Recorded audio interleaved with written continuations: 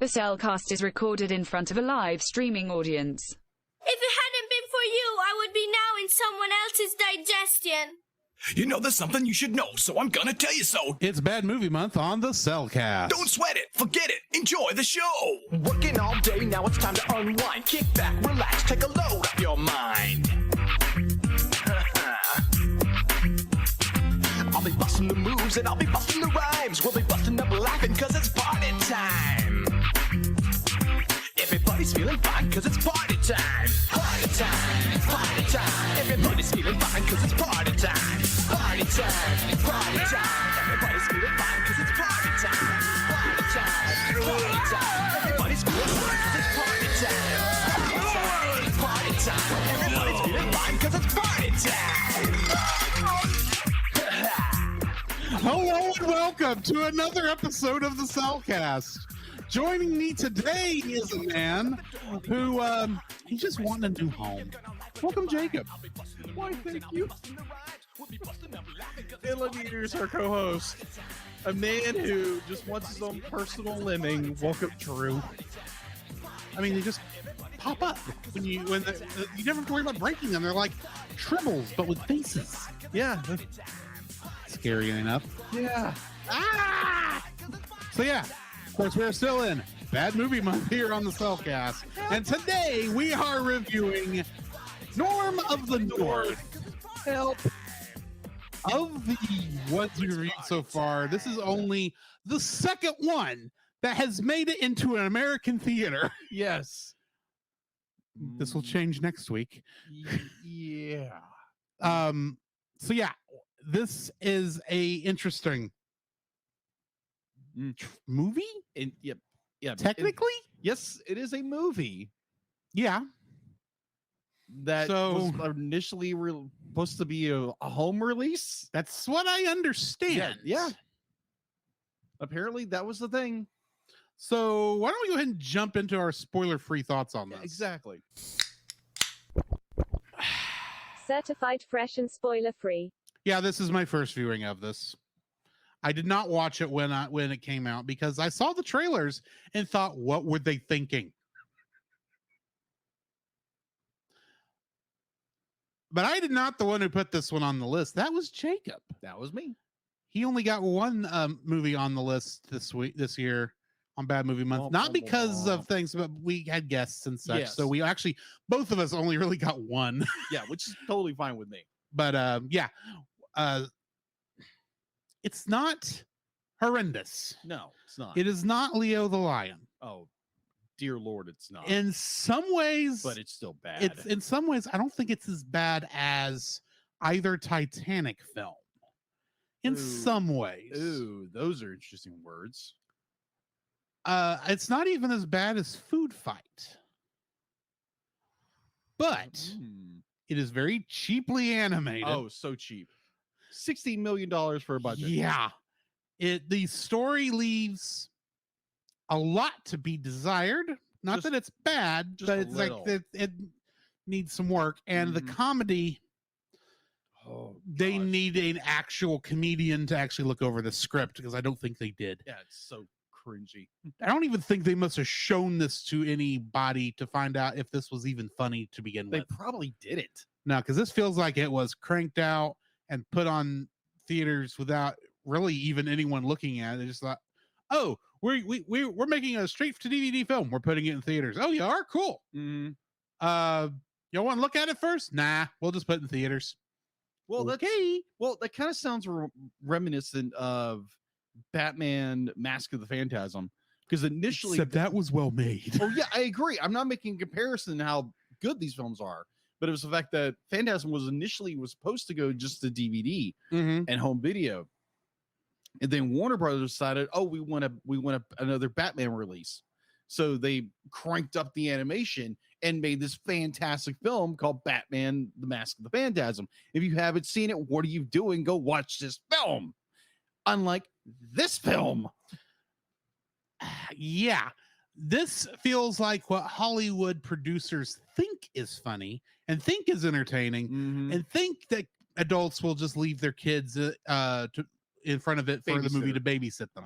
And the thing is, I actually have no idea if that was ever done with this film, because I'm going to feel bad for the kids who were raised on it. Yeah.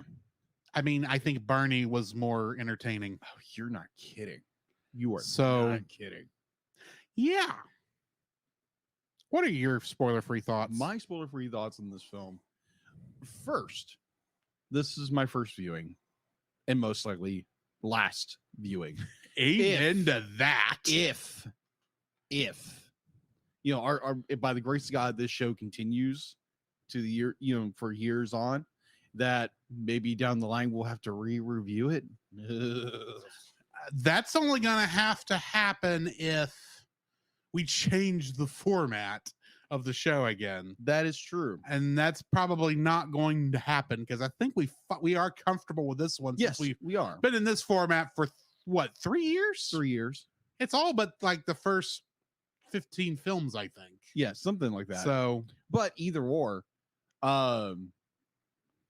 I like this film? No, did not like this film at all. Is it serviceable in some ways? Yes. Is it terrible in others? Quite yes. Would I recommend this film to anybody? No, unless you are just so interested in like the insanity of the story and plot. Be like, by all means, go torture yourself on Netflix right now until October. you still can. While you still can, apparently on October. It's there. So if you want to go see a cringeworthy movie, go watch it on Netflix. We're just warning you, it's not good. Nope. Fair warning. It is not good. Big warning. If we had a warning, it'd be like flashing right now. But yeah, I don't like this film. I don't. I can see maybe where there's some things where there was some tangible things there, but it's just not good. Mhm. Not a good film. But yeah, that's my spoiler-free thoughts. All right, then let's get into the spoiler-filled section of our review for Norm of the North. The following is a spoiler-filled review for the film Norm of the North. Listener discretion is advised. Norm of the North was directed by Trevor Wall, who directed 18 episodes of Sabrina, Secrets of a Teenage Witch. That was the sequel to the animated Sabrina the Teenage Witch. Huh. And Lisa Ortiz was the voice director, who also was the primary voice director for the Pokemon anime. Really? Like, that's like 90% of her IMDb is the Pokemon anime, Wow. including movies. It was written by Malcolm T. Goldman, Mm-hmm. Stephen Altier, and Daniel Altier. For the cast, we've got Rob Schneider as Norm, and he was Fergie in Judge Dredd. Oh yeah, I remember that performance. Oy. Heather Graham as Vera, and she played Judy Robinson in 1998's Lost in Space. I do remember that film. I remember enjoying that film Mm-hmm. for what it was. Ken Jeong played Mr. Green, and in Scoob, he played Dynamite. That's right. He did play Dynamite in that film. Mm-hmm. And it's a far better role than this film. Oh, yeah. Bill Nighy was the voice of Socrates. Not Socrates. That's a better film. Yeah. Oh my gosh. Oh my gosh. I totally forgot that's no Bill Nye. Bill Nighy, yeah. Yeah, Bill Nye. He was Davy Jones in Pirates of the Caribbean. Yes. Colm Meaney was the voice of Grandfather Polar Bear, Grandfather Polar Bear. and he played Miles O'Brien in Star Trek, aka the most important man in Starfleet history, according to Lower Decks. Oh, okay, that's right. This is why he was trying to get out of the Star Trek casting. What do you call that? Where they typecasting. Typecasting. Mhm. Loretta Devine was the voice of Tamesia, and she played Marla Hendricks in Boston Public. And Michael McElton was Lawrence the actor, the one that they got to pretend to be Norm and the thing. To pretend to be Norm. Yeah, Shorter, and looks in human. both Justice Leagues, Uh-huh. as in the theatrical cut and Zack Snyder's 4-hour marathon, He played Black Clad Alpha, whoever that was. No clue. Haven't seen the film yet. You want to guess Kingdom Hearts connections? Well, according to what you said last week, it's a lot higher. We are making up for the last 2 weeks having none. So I'd probably say like 6. Higher. 9? Yes. Whoa. Okay. Now, well, that makes sense. in all fairness, Yeah. your answer of 6 would have been correct had I not included Smash Brothers. Fair. So starting from the top, Jess Harnell played a male tourist, and he was Dr. Finkelstein and Locke in Kingdom Hearts. Really? Ben Diskin played Chef Kozawa, the sushi chef, and he is young Xehanort in Kingdom Hearts. Keith Ferguson was a tourist, and he was Marluxia in Kingdom Hearts, one of the Organization 13. Nick Shakur was one of the costumed bears, and he was an additional voice in Kingdom Hearts. Peter Michael, it's Piotr, so that Peter? It's basically not Pietro. Oh, that's right. Because that's a different. It's Russian, so it's Piotr. Piotr. Piotr. Something like that. I apologize if I'm mispronouncing your name. He was additional voices in this, but he played Sarge in Kingdom Hearts 3. Doing his best R. Lee Ermey. Oh, okay. Cool. J.K. Bowes was the female tourist, and she was additional voices in Kingdom Hearts. Kate Higgins, who voiced Elizabeth, the polar bear love interest. Oh, gosh. The story that goes nowhere. Mm-hmm. And she was the singer of the song Jump Up Superstar and Break Free, Lead the Way, originally shown in Super Mario Odyssey, but plays in Super Smash Bros. Ultimate. Interesting. Mela Lee was additional voices in this, and she played a character named Tiki from the Fire Emblem series in Smash Brothers. Lastly, Lisa Ortiz, the voice director of this film, is the voice of Oshawott and Fletchling, 2 Pokemon in Super Smash Bros. Ultimate. Okay, cool. So that's what I got. Kingdom Hearts connections. What do you have in info and stuff? All right, so info and stuff. It has an IMDb score of 3.4 out of 10. It's available to watch currently on Netflix until October. So if you want to watch something very cringy and not so good, go watch it right now on Netflix as Drew walks behind me. Ignore me. All right, production. Is Lionsgate, Splash Entertainment, Assemblage Entertainment, and Teliga. I'm probably mispronouncing that. So there's a lot of stuff stirring up. Anyways, let's see. It was distributed by Lionsgate, released on January 15th, 2016 here in the United States, and March 18th of the same year in Ireland. Box office. It had an estimated budget of $7 million. Somewhere it's 17, sometimes it's 16, whatever. Its opening weekend here in the United States and Canada was $6.8 million on June 17th. Its U.S. gross and Canada gross was $17 million. Its international gross was over $330 million.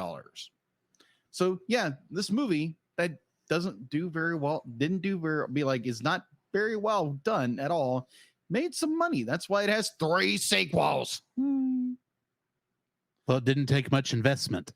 No, it didn't. Oh my gosh. All right, so getting into home release. Norm of the North. Norm of the North was released on DVD, Blu-ray, and digital HC on August 19th, 2016. I'm really glad you said that, because I was afraid you're going to say it was released in 4K, and I would have gone, why? No, just HD. It doesn't. This one doesn't need to be 4K. No, and There's plus, not have that you- many pixels. And have you seen the backgrounds? Uh-huh, uh-huh. Oh We'll my- get there. We'll get yeah, there. we'll get there when we get there, right? So, sequels. There are 3 of these things, people. 3. And there's 2 shorts. Of course, there's 2 shorts. There's 2 shorts. All right. Lionsgate's trying to milk this sour Oh, milk as far as it it's- can go. It's like a. Is it Illumination who does this? No, this is not Illumination. No. I'm not saying Well- that. Be like it's no. It's hold on. DreamWorks. This is it's- not it- DreamWorks. I know that, but I'm referring to the reference. They milk everything to death.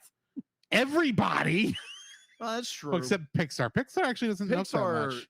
has DreamWorks does. Yeah, DreamWorks. That's what I'm referring. And to. Illumination. They've kind of with the Despicable Me Minions stuff, but that's it. Yeah, that's it. All right. So prior to the Blue official- Sky actually did a lot of milking with Ice Age. That's right. They did. That is right.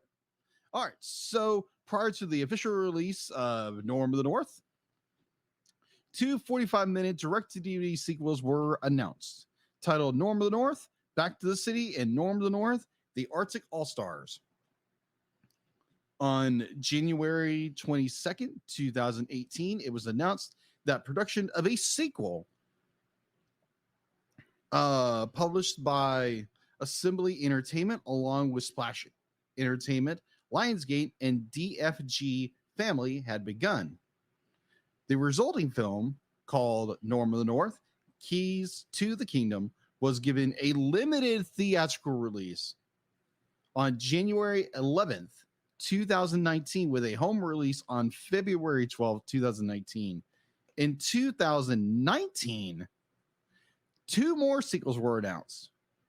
Norm of the North, King Size Adventure, and Norm of the North, Family Vacation. Norm of the North, King Size Adventure was released on DVD, DVD, Blu-ray, and digital on June 11, 2019, and Norm of the North, Family Vacation was released on DVD, digital, and on demand. This one didn't get a Blu-ray. On demand on February 25th, 2020. The only returning cast member was Maya May, a return for sequels, and Norm was voiced from then on by Andrew Thoth, I believe I'm pronouncing his name. So that's all I have for info and stuff. Getting into the summary, Norm, a polar bear, is the son of the king of the Arctic. In his youth, he realizes his ability to speak to humans, a trait only shared by his grandfather. Because of this, he is made an outcast from the other animals, only being accepted by Socrates, a wise seagull, and Elizabeth, a female polar bear whom Norm is in love with. Years later, Norm's grandfather has become the world's most famous polar bear, and human tourists are filling the Arctic. When did that happen? I'm about to say, when did that happen? Socrates shows Norm and 3 Arctic lemmings a luxury condo that has been installed on the ice. Inside the condo is Vera, a representative for wealthy developer Mr. Green. After Norm saves Vera from an avalanche, she tells him to find an actor to play a polar bear for his campaign. Norm denies this, but Norm denies this, but soon falls in love with Vera, much to the jealousy of the lemmings? What? Where's this in the film? I would love to know that. Wikipedia, what are you smoking? Yeah, that says nothing to do with this film. Okay. Awkward. Yeah. When his grandfather embarrasses him in front of the sea lions, his grandfather is not there. What in the This is world? his uncle or brother. Yeah, it's his brother. Yeah. For the sea lions, Norm chases a boy named Pedro, who then discovers Norm. But just before Pedro and Norm could get together, Norm is tranquilized. What? Wait a minute. No, that's not the film. Hang on. Yeah, back up. Back Something up. here is weird. Tell me what you're gonna do now. The world. I'm going to Wikipedia. I'm wondering if I accidentally got one of the other ones and Maybe. Because that's not the movie I watched. I was like, when did Norm get tranked?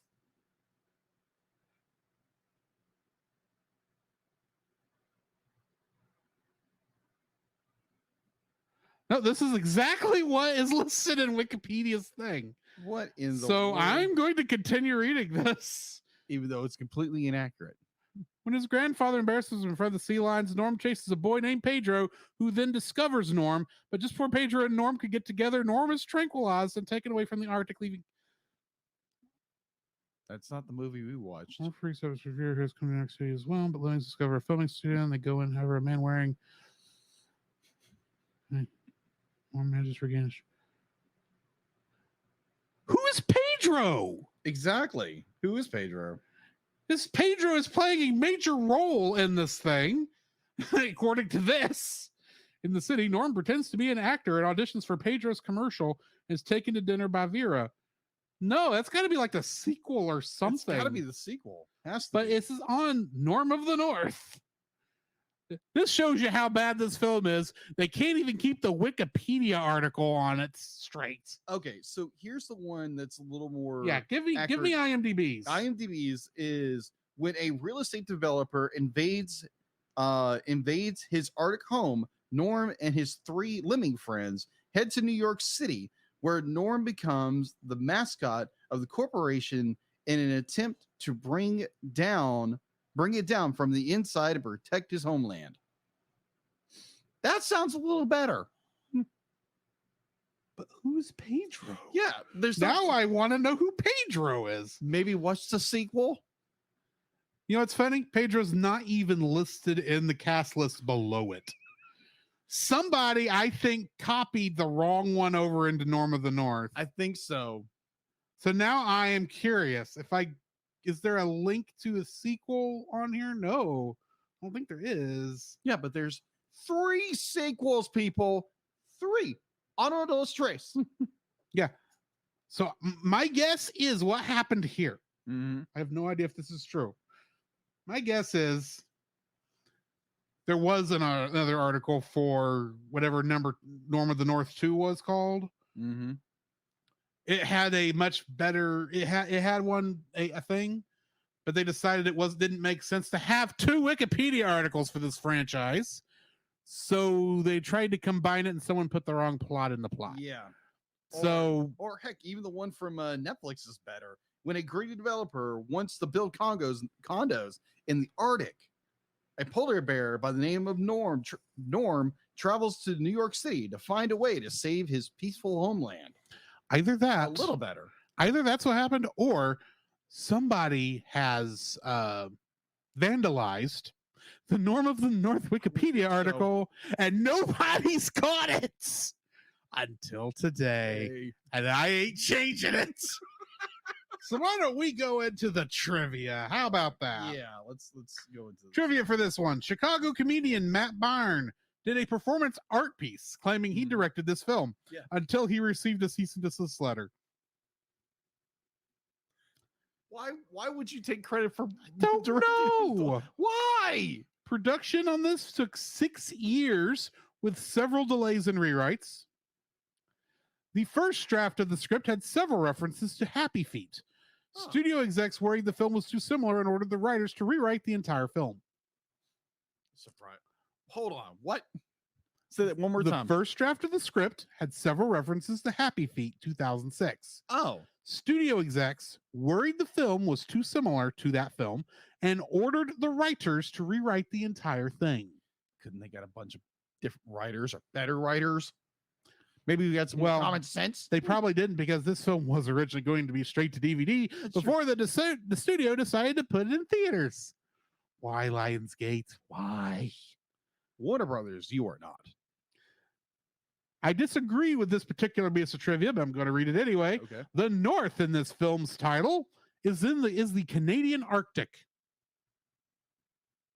Well, they said it was the polar north, the Arctic itself, not the Canadian.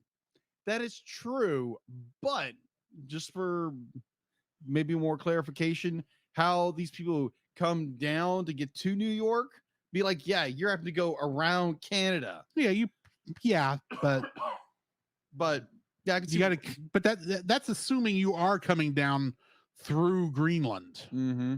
And I'd like to point out that the distance between Greenland and Canada is fairly small. True.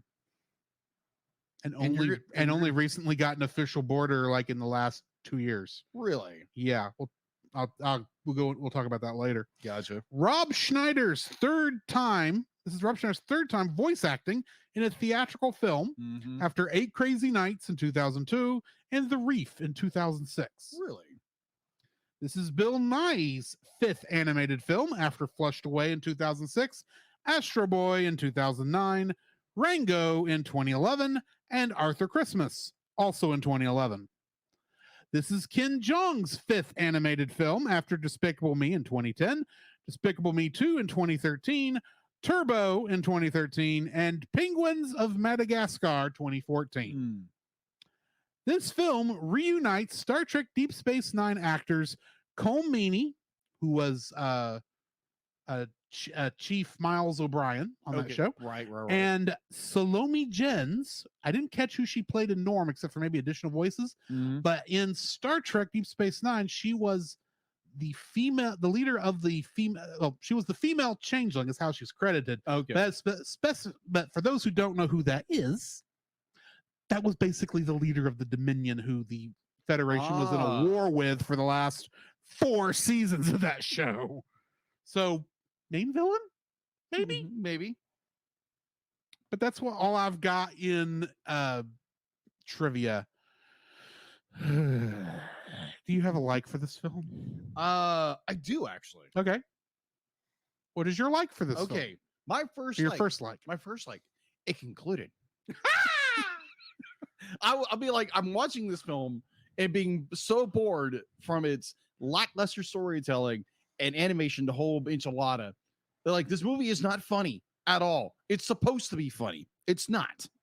So the entire time I'm sitting there, it's like, when is this thing gonna be over? And it finally concludes. I'm like, it's over. I can go watch something else. So that's like, it ended. What is your first? It's like, if you have one. My first like for this film. They didn't kill Grandpa. You like that? That they didn't kill him? Yeah. Okay. Here's the thing. They introduce him in the beginning, Uh-huh. and then they say he disappeared. I'm thinking, okay, did he die? Oh, in that Did regard. he run off? Mm-hmm. Was he a sleaze bag and they just don't want to say that in a kid's film? And if so, why did you include that in there?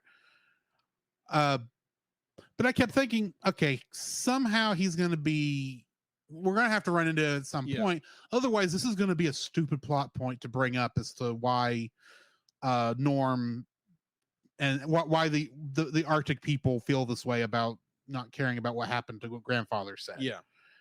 So the fact that logically he's in New York, which makes sense. 2, since he was captured by Mr. Green, which admittedly doesn't make sense. Yeah, it doesn't make any sense either. But the fact that Norm is able to have the intelligence and to use his nose to smell his grandfather in the building, which is still weird. well, I mean, he's a polar bear. He should be able to do that. That at least logically made sense. Okay. And the fact that Norm's grandfather sent the message back through the lemmings, do not save me. Be a king because you're the one who's going to be king. He didn't beg. He didn't do anything crazy. He's like, go do your job. And then if you got time, come take care of me. Otherwise, I will see you in the afterlife. Basically. Yeah. So it's like, they didn't kill him, and there wasn't this whole thing. It's like, I gotta save my grandpa. There was that at one point, but it was not it was never this point where it's like, I've got to pick one between the other. The actual plan that involved getting grandpa was because Norm needed another polar bear to do something. Pretty much. That was it. And it's like, kind of a dumb plot. It's a dumb plot point, but it's like, okay, yeah, actually, I appreciated that.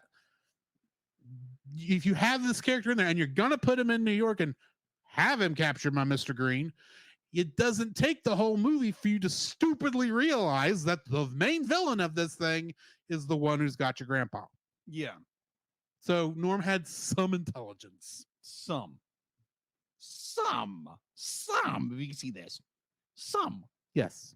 Do you have any other likes? I would say my number 2, but like there's some talent behind what was going on. Yes. Some talent, be like you can tell where like they're trying to do their best with their little budget, but it's not very well. It's not great. That's but because this is a film that took first takes and didn't take any others. Apparently, but like you can see like there are some talent behind things, but it's just squandered beyond belief. But yeah, you can see some talent. You can see a glimmer. Be like you get a crack in the fissure. It's just like you can just see it, just a little bit. You know, it's like the Monkey King stuck in the rock. You can see him, but he can't get out. Right. Yeah. I followed that reference. Good. I don't have another like. Oh, okay. So let's get into because you kind of covered my second one, which was, you know, there is some talent here. It's not like the last couple where it's like they hired some people who were walking past the building. Yeah, that's true. Actually, that's not fair to say of Warriors of Virtue. I just realized, it's like, no, yeah, no, there were good actors there. It's just they were on something. It was be like we have to make a Power Rangers Ninja Turtles film with kangaroos. Not very well done either. That's for some reason references a Quentin Tarantino film. True. That was Quentin Tarantino film, The Warriors, right? I don't know. Where he says, "Warriors, come out and play." I don't remember. Because that's from another movie. Yes, that is. And I remember hearing it in that film and going, "Y'all are making that reference here? That wasn't a kid's film." Anyway, yeah. Enough about Warriors, and Warriors of Virtue. Yeah. I don't have. That's pretty much the end of my likes. What is your first dislike? My first dislike. It is poor storytelling. Mm-hmm. Extremely poor storytelling. Be like you have so many plot holes that are just in this movie that they set up and they use nothing with. One, the love interest, they set that up, goes nowhere. You have oh my gosh, how the Norm's friend, his human female friend wants Vera. Vera. Yeah, Vera. How Vera wants to get her daughter in this grand place and the whole bit, and you got Mr. Green who is be like, "Oh yeah, I'll agree if we do this," and it's just like it goes nowhere. Like hardly any of what's going on in this film. But like you have Norm, who apparently can talk to people, in somehow with a proper English American accent, and that's never explained. Like heck, none of anything. There are no explanations. No explanations whatsoever. It's like they decided it's like, oh, our audience is too stupid, so we're not going to give them the understanding of what's going on. But there again, be like, shame on you for thinking that young children are not interested in story, are not interested in character, are not interested in anything except stupidity. This movie is stupid, and you're making your audience. You're playing like your audience is dumber than a brick because they're not going to ask a billion questions. Well, guess what? Kids ask questions all of the freaking time, and you are doing a disservice to your own viewing audience when you're not giving explanations. Be like, make it funny, make it quirky. Granted, this movie is not funny at all in any fashion or form. It's stupid. It's not even funny stupid. It's just stupid. It's when someone makes a joke and the joke does not land. Yeah, it'd be like at all. It goes, be like most jokes go dumb, right? Jokes in this movie, they go dumb, and they just go flying off somewhere else because it's not funny. They're bad references, but I'll get there. But story-wise, it's abysmal storytelling. Like, oh my gosh, there again, plot threads go nowhere. We have Norm, who is claimed to be like he's the king of the North. we're never giving any explanation why he's supposed to be the king of the North. Because he's the grandson of the king of the North. Yeah, he's the grandson of the king of So the it's North. entirely And his older brother, it's his older brother who's supposed to be king. Or except that he's not the one that is going to get it. yeah, which is Because weird. his older brother is too busy performing for tourists, literally making performances for the tourists who are coming up here. Yeah, Okay, hang on. yeah, stupid. Oh, I'll get there in Yeah. a minute. Finish. Finish him. No, finish your first, just Yes, like, that's- then I will open up into mine. I gotcha. So, in conclusion, this story is stupid. It's doing a disservice to its own audience, and all the reviews I've seen and people who have talked about this movie is like you would see little kids. Again, this is a little kids film. Be like walking around how bored they are of this film.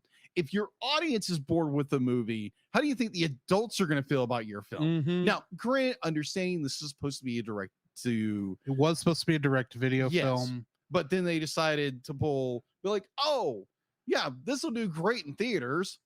What were you thinking? But overall, This actually worries me if we ever do any other these straight to DVD toy films oh gosh, that have come up in the last 15 years. Yeah. Cringe the moment. But this is a terrible story. Be like the storytelling is abysmal. Like one, you have Norm who is be like he wants to save the Arctic. He wants to save his home. Fair. He wants to save his world. Fine. And so what he does, he goes to New York to audition for the commercial for the condos to go work for the guy who's going to. And here's the thing. Be like, one, the corporation where Mr. Green works, be like, their approval rating was 3. Was a 3. And so if Norm would have done nothing, it would have never happened. So Norm going to New York, getting the audition, becoming the mascot of this company, and causing its ratings to go up, where they get funding for it. They get funding for this thing. And they're like, and now everything that's going on, everything that's gone wrong is Norm's fault because he decided to leave.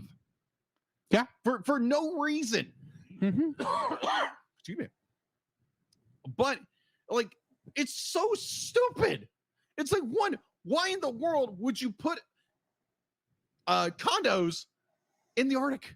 I know it's a stupid plot idea, but there again, even one of the characters does say this is a stupid idea. I agree with the character. Like, this is A lot of this characters say character this is would be a great stupid citizens. idea. Yeah.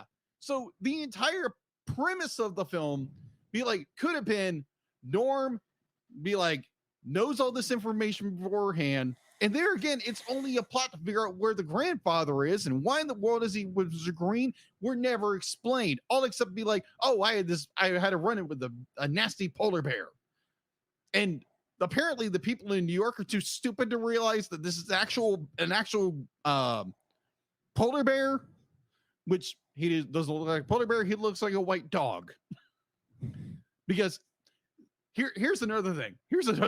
So you have the polar bears from the Coca-Cola commercials, right? I wish. They look all nice and cute and fluffy. They're appealing to look at. Then you have Norm of the North. I would like to point out that the Coca-Cola polar bears were animated in the early 90s. Yes.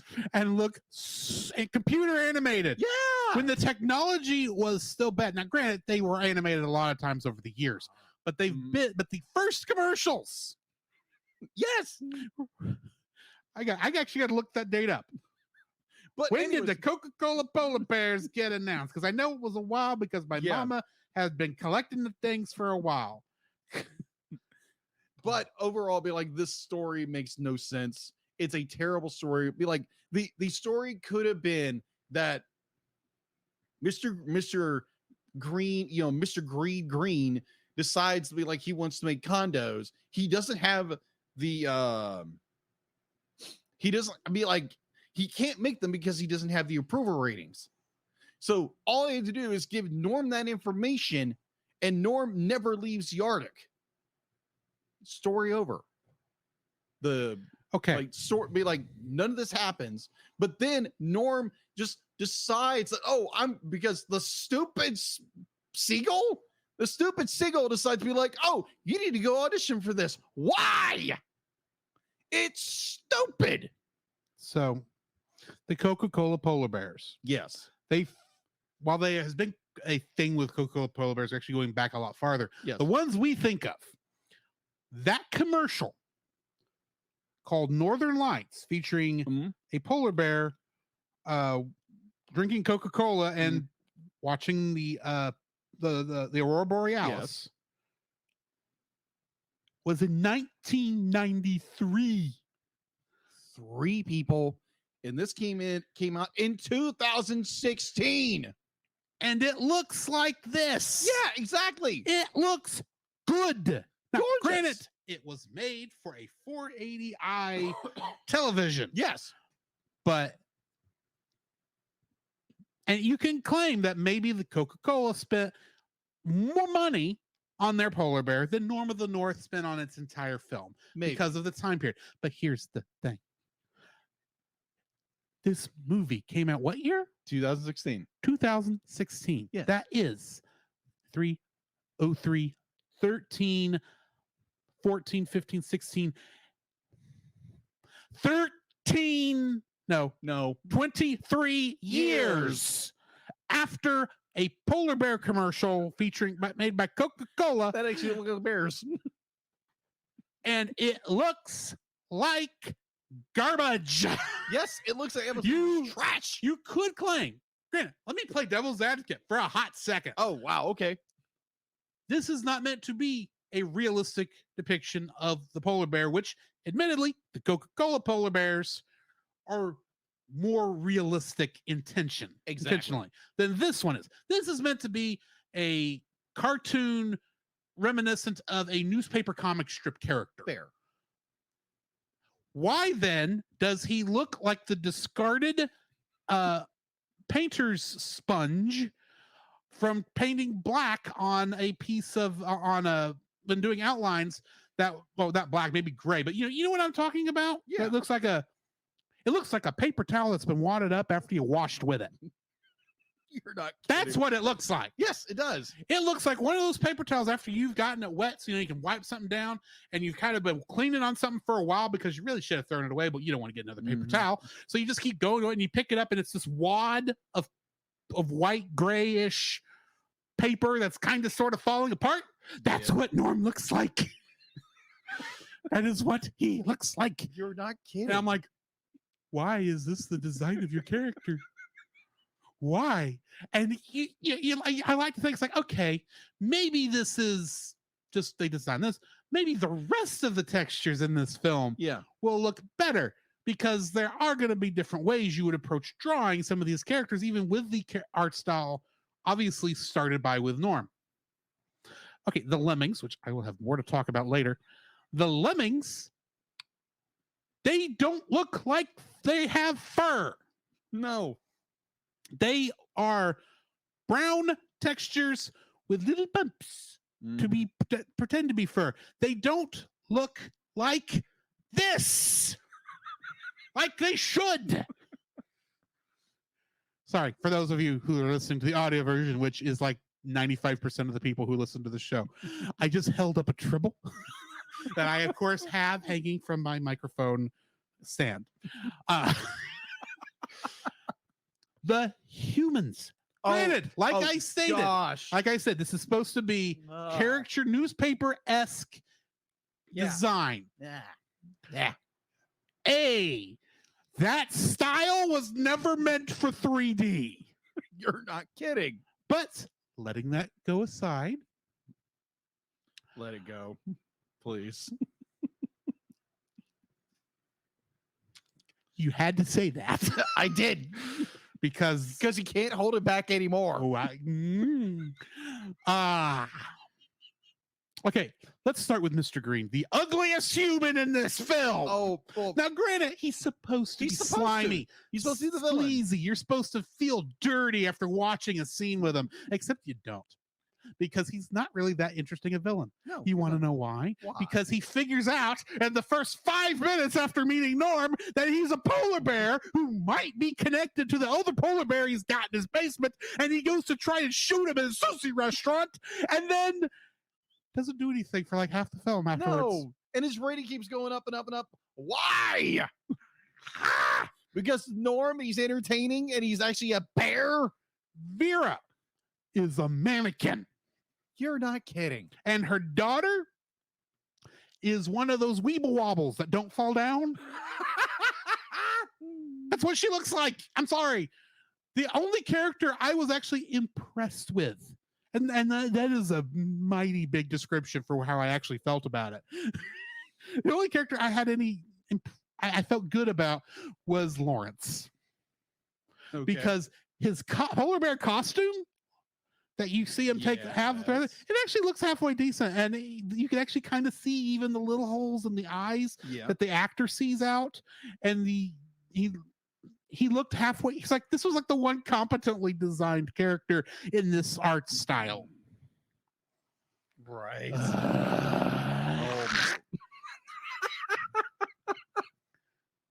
This is an ugly film. I didn't even talk about the stupid pelican Socrates, who looks like he was designed to be played by John Oliver. You know who I'm talking about? John Oliver? John Oliver. Who's that?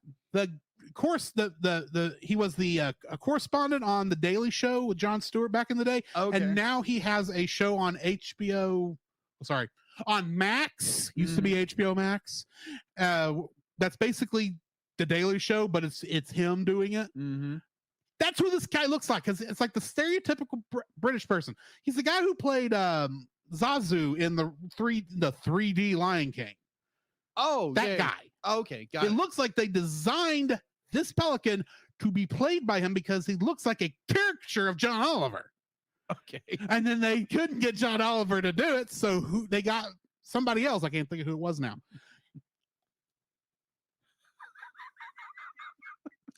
I'm just watching this and going, why? Why?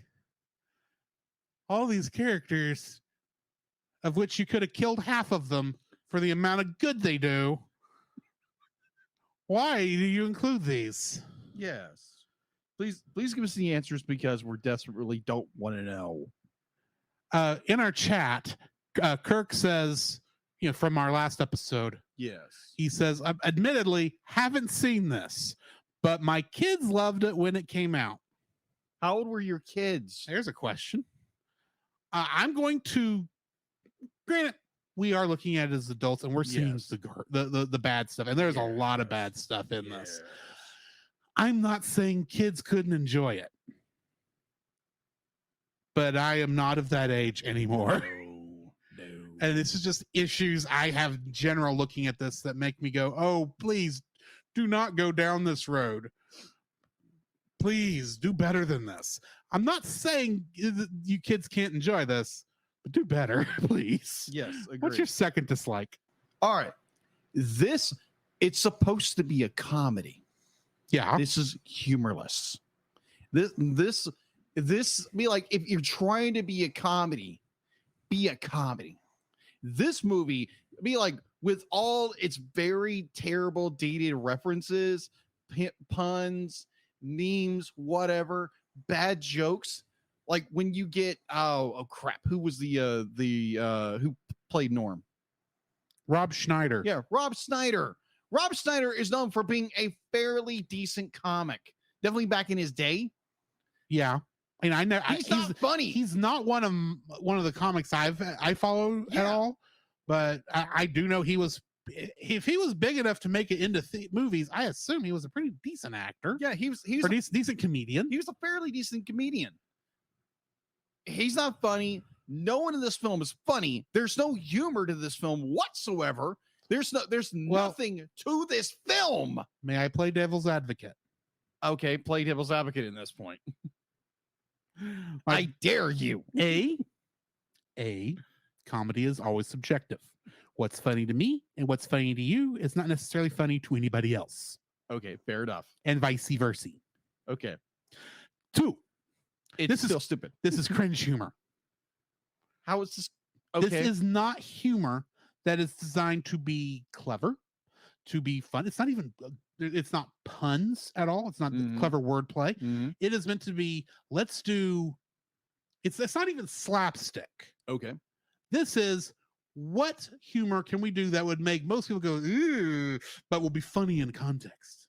That's what it's trying for. Yeah, and it fails. It doesn't do well. It doesn't But do well. cringe humor was the big thing at the time this movie came out. Oh, okay. It was everywhere on the internet, and this movie, I think, was trying to get into it. I don't think it did very well with that. Yeah, but sure. So one of our listeners, Kirk Kirk Kirk mentioned says his children were 3 or 4 at three the or time. 4 years. Okay, that makes sense for this film. Right. This They is would have a enjoyed it at that age. yes. Though, But SpongeBob would probably have been a better choice. Yeah, agree. in my opinion. Yeah, but oh my gosh, be like for a movie that's supposed to be a comedy. Now, Grant, I understand your points. I do My understand. points were not to dissuade you. Yes. My points were, let me explain what was happening, and then we can decipher exactly why it doesn't work. Yeah. So, like, yeah, you can have like cringe comedy the entire time. Be like, at least make me laugh, make me chuckle in some capacity. Make it where I feel humor. What's going on? There are points where, like, when the grandfather allegedly dies at the end of the film, be like, it's like, oh, the character died. Oh my gosh, this is awesome. They actually did something that has emotional grip to it. Oh, please. I knew that was a shadow death Oh, the minute it happened. I know that. You know what I mean by shadow death, Yes. right? Yeah, shadow death. Yes. But you They- know they- what character I'm referring to. I'm Uh, not saying it's a death because it's the character didn't die. I'm saying Yes. it reminds me of a character from a movie I watched as a kid with a character named Shadow. Homeward Bound: The Incredible Journey. Oh, yeah. At the end of that film, there is a part where you are convinced Shadow is Oh, dead. yeah. Because he can't get up out of the hole, True. and there's no way the dog and cat can tell the humans where Shadow is. Yeah. And then at the last minute, Yeah. Shadow comes over the hill, obviously injured, but he worked his way out there, and they do the whole run thing and all that kind of stuff. And that's a powerful moment in that film. It is. That's what they're trying to do here. And it's Except, no, abysmal. it didn't work it's abysmal executed. because we knew it was coming. It yeah, was we no, knew it was coming. there was not that tug at the heartstrings. Like, I No. didn't even care when he fell off the stupid boat. Yeah. Because, like, well, I watched it and I was like, oh, they killed my grandfather off. Cool. I hope he stays dead. He didn't. And there again, the comedy, going back to my point, the comedy in this movie be like, it's either supposed to make you cringe, which it does in some ways. But it's not funny cringe. It's not funny cringe. It's just like, oh my gosh, that is terrible. That was a terrible execution. And then I get into the lemmings. Hang on before you get into Lemmings, because that is my second dislike. The Lemmings are trying to be minions They are. and failing. Miserable. Because here's the thing, minions are actually funny. Yes, they are. They are overplayed in their films, yeah, we've already reviewed two of their But- films. but they are not usually the thing. They at least have funny moments. They elicit chuckles and Yes. laughs. Mhm. Here, first off, let me touch on the most overplayed joke in this film involving the Lemmings. Oh gosh, no. The No. fact that the Lemmings are No. indestructible. And it's one thing, it's like, oh, they're gonna get hit, but then bounce back up. Yeah. If they'd have done it like that most of the time, I'd have been fine. Mhm. Maybe on the first one you do the are they fine thing before they pop back up like popcorn. Mhm. That would be fine. You give it you that 3 or 4 seconds. Oh, is it actually fine? Because when they are squished, they actually look like they're in pain. But then they pop back up like nothing's the problem. Yeah. And it's like, oh, this is how they are. It's like, oh, you guys are indestructible. Looney Tune characters. Right. And they do that a couple more times throughout the film. It's dragged And on. they drag the joke every time. It's like, oh, they're okay, aren't they? Boop. Okay, yeah, they're fine. Ha ha ha, they're indestructible. Ha ha ha ha. And the worst one is at the very end. Remind me which one that is. They're having the end of movie dance party. Oh gosh. And Yes. Norm attempts to crowd surf on the lemmings and of course squishes them. And so you've got a Norm shaped lemon pie thing right there. It looks like you know those little poppable things for because it looks like that, except it's shaped like Norm. Yeah. And they even do the whole thing. Wait for it. Yeah. Oh my gosh. They're indestructible. It's like, and that one was longer than the others. It was longer than the first one. Yes. And I'm like, why are you doing this? This was kind of funny the first time. You killed the joke the rest of the time, so you do this last one and you play it out longer. Are you trying to make us think, oh, maybe the lemmings aren't indestructible? Maybe Norm finally killed some lemmings. He killed his little Disney killed more. The Walt Disney Corporation killed more lemmings in a documentary than this guy did. You know what I'm referring to. By the way, lemmings are not so stupid that they will follow each other off a cliff. That was Disney trying to get something funny, and half the time they were throwing the lemmings off the cliff themselves off camera. Fun fact. Which movie you're referring to? It's a nature documentary Disney did way back in the day. Oh. Involving the Arctic. Oh. And they were showing the lemmings, and they were showing that the lemmings were what they said was that the lemmings were so stupid they would follow each other off a cliff to their deaths. And they're not actually that stupid. That was the Walt Disney Corporation throwing the lemmings off the cliff, because they weren't just watching the lemmings walk up to the cliff and then that would make sense. Yeah. No, it was literally the camera is parked over the edge, facing down, and you see this lemming fall.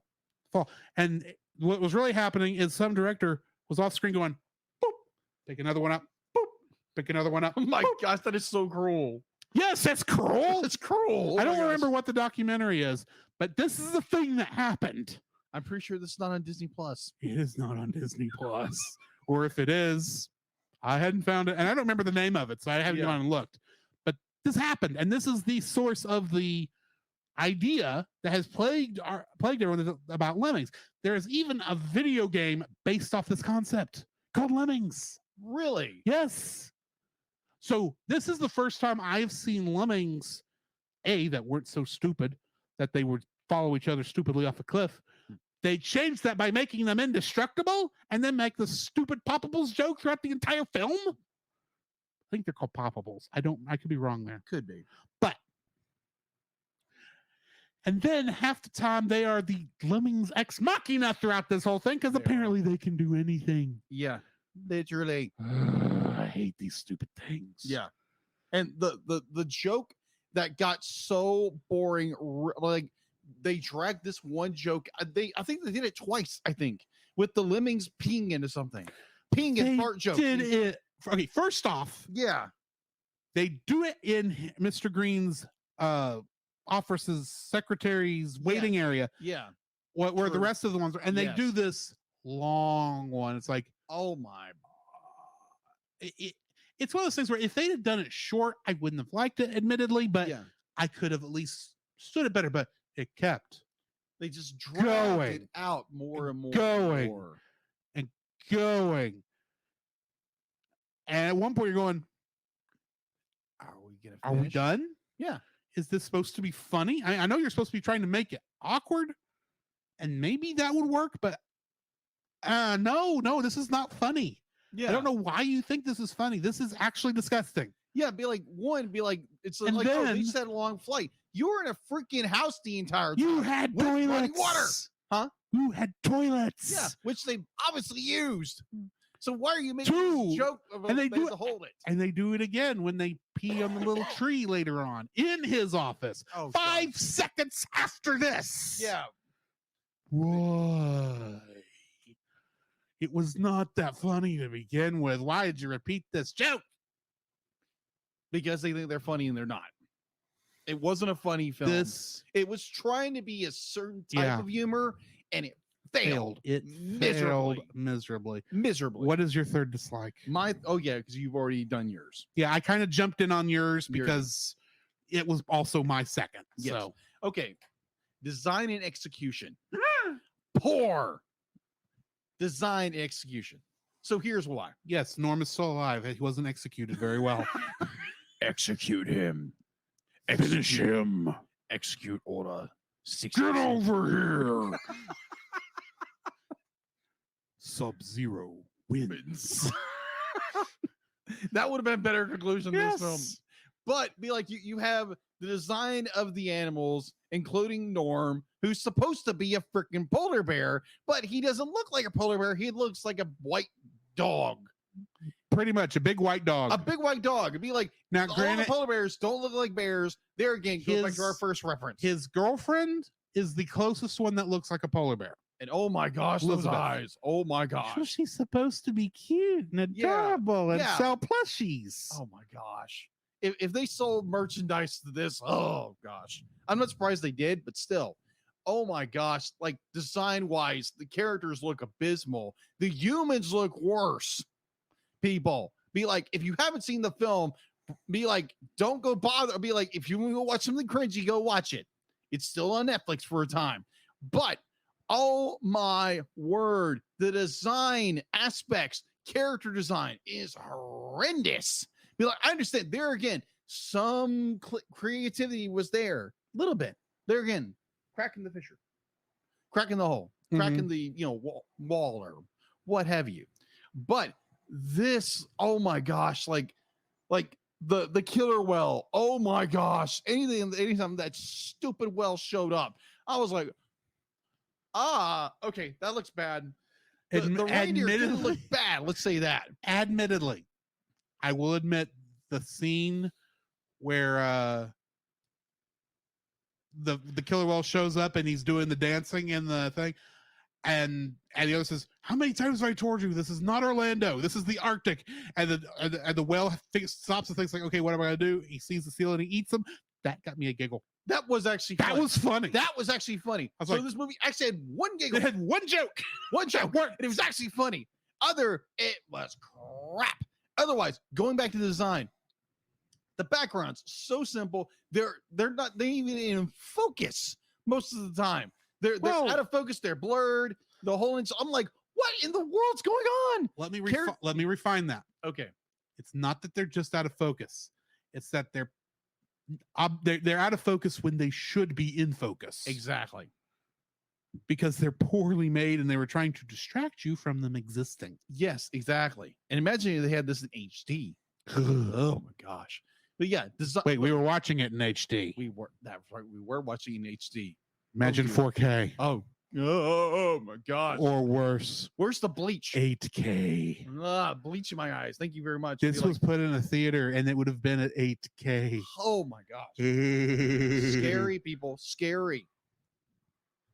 Like, yes, never release this film ever again in theaters if you know what's good for you. To quote Rick Moranis in Spaceballs, never show this again, ever.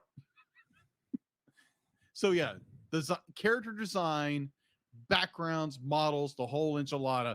Like, oh my gosh, what were they thinking? There again, understanding this was supposed to be a direct-to-video movie. Yes. That they decided they'll throw it in the theaters for some stupid reason. Now, granted, the movie made money. I don't know how.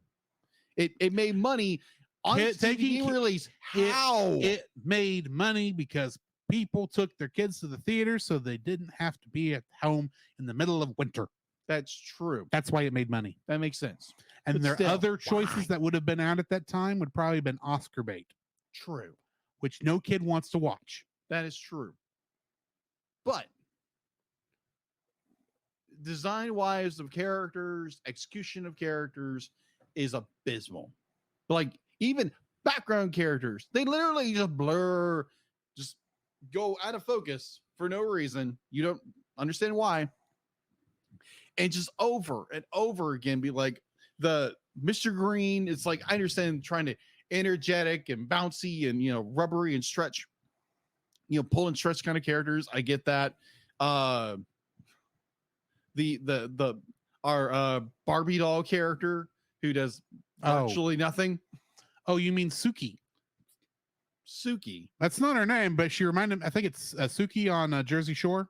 Okay. That's who she reminded me of. Okay. You don't know who I'm talking about, do you? I think so, but I'm not sure what your references refer to. The secretary? No. I'm assuming that's what you mean by the Barbie doll. No, the main girl. The Vera? Main, yeah, Vera.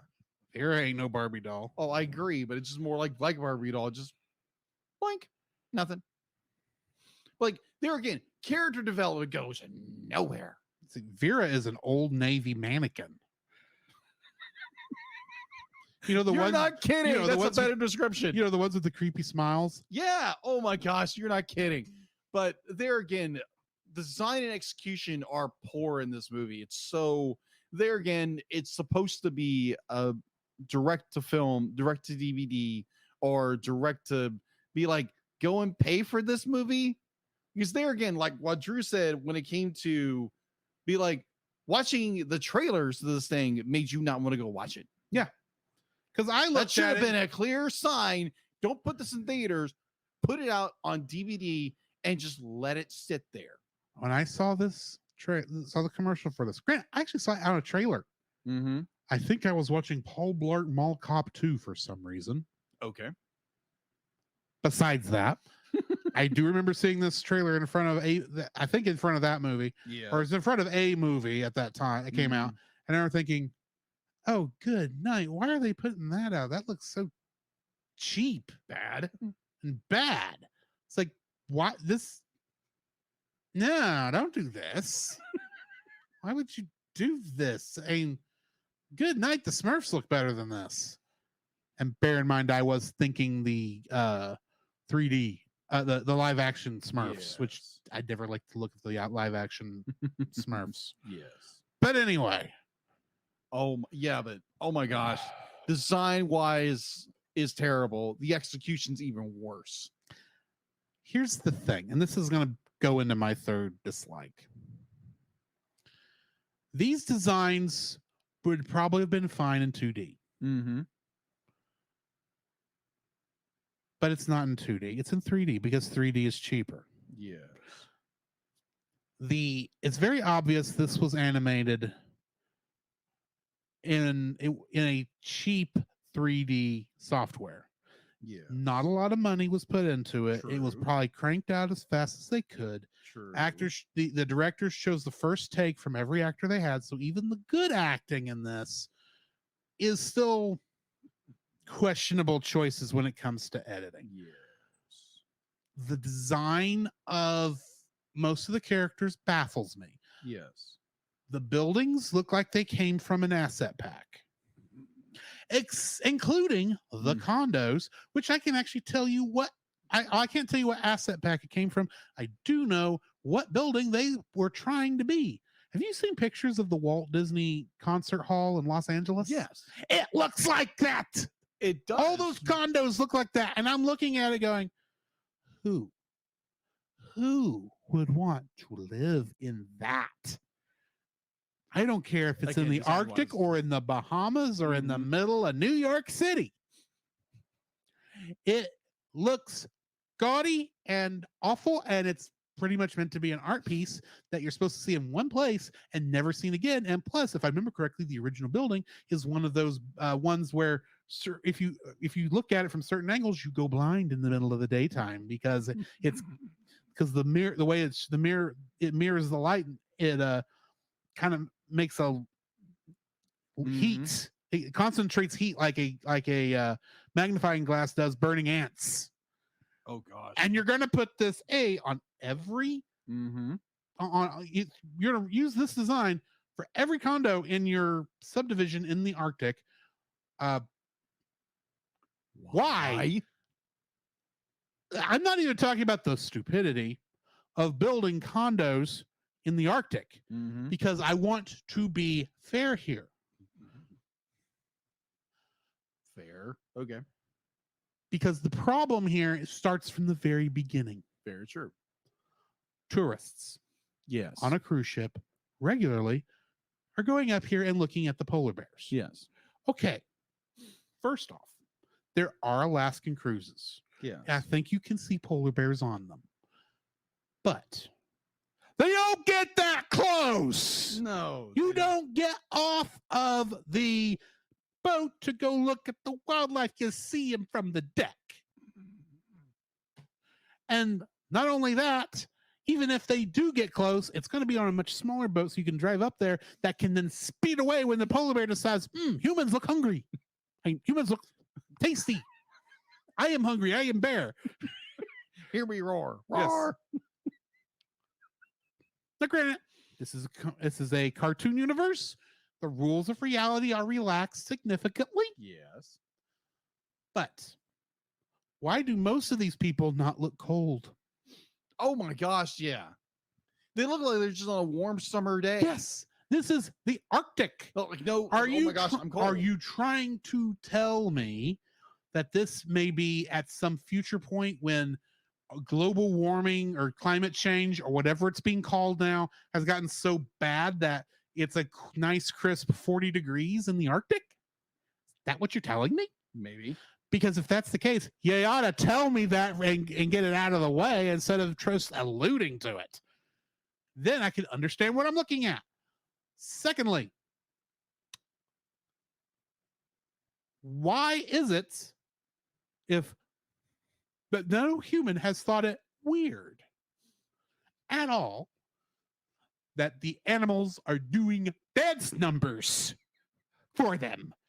And In like, the Arctic, they are wild animals. You find it a surprise that you can talk to two of them yes. because that's weird. Yes.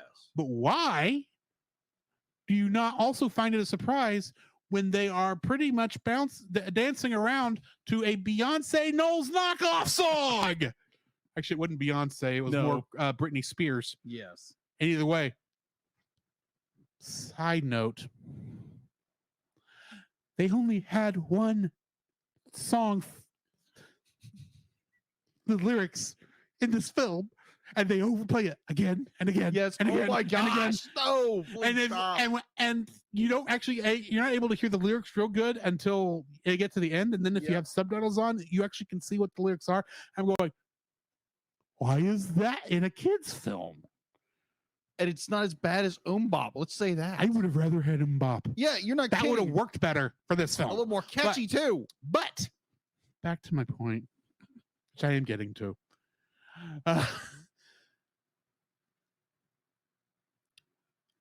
No human in this film,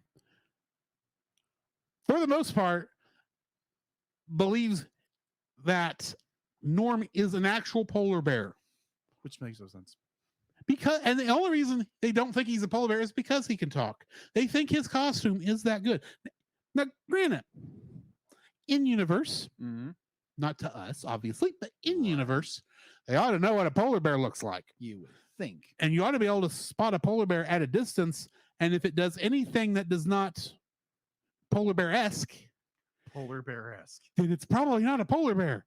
And you want to know what Norm does throughout this film? He acts like a polar bear. He talks like a polar bear. He moves like a polar bear. The way the polar bears do it. And you think maybe, oh, you're looking too much into it. The people in the costumes who Norm is trying to beat are obviously not polar bears, but they are, that people can tell that they're not polar bears, but they can't tell Norm is. And Norm is acting realistically in universe as way polar bears would, to the point where it scares the living daylights out of Mr. Green 3 times before Mr. Green decides, oh, I'm going to trank him up in the sushi restaurant. Yes. This. Okay. Then your point about the fact that the way he's going to save the Arctic is by selling the Arctic. Now, throw away the fact that it's dumb to build homes in the Arctic anyway, because they kind of at least explain that we don't care if people want to live up there or not. We're just trying to sell them on the idea, because we know nobody's going to want to do it. We're just trying to get money. And of course, the head of the Polar Council is in on this. And it's like, if you're the head of the Polar Council, why do you need the approval rating to go up? Just let him do it, and you'll get your money. That's how the real world works. So half the time, they don't care how the public reaction feels about screwing over the environment. They just do it. And that's the thing. This is partially an environmentalist film. Yeah, exactly. Partially. If it had been a full-on environmentalist film, save the Arctic, don't let the polar bears lose their homes. If they had stuck on that, I actually think this film would be better. Yeah, I agree. But it doesn't stick with that. It does all this other stuff. It has this one idea and it goes that way. It has one idea against it. And all of the plot lines in this film, all 15 of them, which I may be exaggerating how many there are. Just a little. Don't make any sense. Case in point, the climax of this film. Gosh. Okay. Norm at this point is famous. He has gotten the approval rating up there to the point where it's just as he's about to actually give his impassioned speech about don't let Mr. Green build his condos. And I think Mr. Green plays a recording that because people in this movie are stupid. Yes, very stupid. Plays this recording of that's obviously words Norm has said, played in a certain order, but obviously not said in that order originally, over a loudspeaker and a blimp. And people go, oh yeah, that's what let's build the stuff in the Arctic. Yeah. Now, granted, I disagree with the whole idea. Get your approval rating up high enough that then they'll listen to you. It was never Norm's approval rating they were trying to get high. Yeah, exactly. Norm playing for Mr. Green. It was getting Mr. Green's approval high, which means why would you work to get it up that high and then say, don't let him do this, and that you think that actually will do something? But that's beside the point. They go and talk after all this. Norm's feeling not disheveled, but down. Yeah. That, he did all this work and it's all for naught, which I could have told you. Could have told you that. Yeah. I mean, let's face it. Olympia, which is the daughter. Yeah. She's the smartest person in this film. Yeah. And it's not because she's especially intelligent. It's because she's smarter than everybody else in this film because everyone else is stupid. True. But he feels bad that now her and her mother Vera are now going to have to, he's still got to do his thing, but it's going to put them in a bad position. He goes and talks to the investors who he happens to find in a limousine going through New York. Just so happen to know, just happen to see them. It was the only limousine. Yeah. The only limousine in New York. He jumps into the car. They're initially supposed to go, oh, we know who you are. You're Norm of the North. And he roars at them. It's like, okay. And then explains, and then off screen tells them the whole thing, the whole bit, what he's doing there, why he did what he did, how Mr. Green is technically still going against the rules. These are the investments who are supposed to be investing in these condos to get them built. And they only agreed to do this if the Polar Council gave their approval. Technically, they haven't signed the documents yet. Right. He talks to them. He convinces them not only to not support Mr. Green, but to hire Vera and put in a good word at the school Olympia wants to go to, so she'll go to it to clear out that part of the plot line. Yeah, all that anxiety that they were building up for, or trying to build up, all done, taken care of off screen. Yeah, but just a hand wave, say, you're going to take care of Olympia and Vera, right? He says, oh yeah, sure, we'll take care of them. Whatever. And then they go and jump on the tank, the cargo ship. He and his dad, it's after this. He goes and saves his dad, his grandfather, who was in a truck going to the Arctic. And why? Well, no, I think they were going to kill him and then dump him in the river. Yeah, they were dumping in the river because that's what they eventually were going to do with both him and Norm after they tranked both of them. They go and chase after the boats that are going out to sea, carrying the houses. Listen to what I just said. I did not say the housing materials.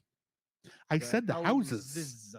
Now, granted, this was introduced far earlier in the film when the show house that they took up there, they brought back whole with Norm and the three Lovely lemmings in the thing. So this was not a new thing. But the fact that they're taking 4 up there on a tanker still makes no sense to me whatsoever. That's not how things work. No.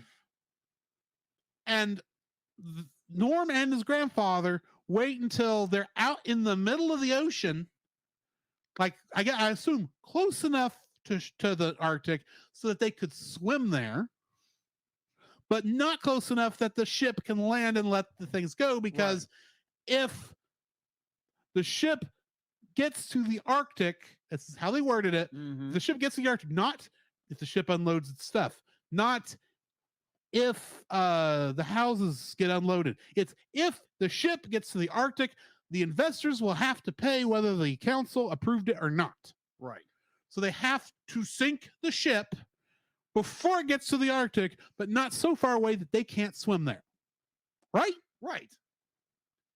How are 2 polar bears going to sink an entire tanker big enough to carry 4 full-sized buildings on it? And I don't mean that they're, right up next to each other. They're spread out on the stupid tanker. Yeah, this is a huge platform. This is imagine 4 houses in a neighborhood. That's where these are. Literally, they could put, these are all on one plate, they could pick the thing up, drop it off on the Arctic, and the place would be done. And they somehow still makes no sense. They somehow, and I still don't understand how they did this. They somehow caused the ship with a rogue wave or something. Yeah. Caused it to tip up and fall over and crash, and they both get knocked out. Yeah. Norm wakes up. He doesn't see his grandpa anywhere. Norm swims for his own safety because that's all he can do. He's close enough. He's able to meet up with, his folks and his family and all this stuff. Blah, blah, blah. Oh, okay. Yeah. And they're going to crown Norm King of the North because he fought for his family when no one else believed him. And the lemmings got back somehow faster and told everybody everything. That's why they're on his side now. Yeah, which is, here's another thing. Go ahead. Then we get to the shadow death. Because Grandpa's not dead. He walks back up and says, "Oh, you can't do this without me now." It's like, "Oh, Grandpa, you're still alive." Here's a question. Technically, Grandpa's not King of the North right now. No, he's not. He hasn't. He hasn't been King of the North since the very beginning of this film. I think it's Norm's brother who's king. No, it's his father. Oh, okay. That's where I was confused. I was like, what the heck? It's his father. Well, admittedly, his father and his brother look exactly alike. They are copy and pasted. True. The only way you can tell them apart is that the brother has a headset on it like he's a stage manager because he's the one putting on all the tourist shows. Which is still so stupid. Okay, Dr. Claw. I didn't get to that. Grandpa survived because a passing orca was coming back from his audition with Norm's brother and dropped him off on land, and Grandpa walked back. Boy, Grandpa is fast. I'm saying. Yeah, exactly. What part of what I just said? I'm sorry. And then we get another clip back in New York to find out, oh, Olympia got to go to her school, and Vera's now working for Pablo, the head investor. And, it's all good. Happy endings, blah, blah, blah. What part of what I just said made any sense? It didn't make any sense. Where is the sense in this film? I'm not saying you can't be creative and cartoony and fun, and I'm not saying I'm looking too much into it. But here's the thing. This film did not allow me to, what do you call it? It did not allow me to suspend my disbelief. A film to be successful, I don't care how accurate to the real thing it is or how fantastical and crazy and nonsensical it is.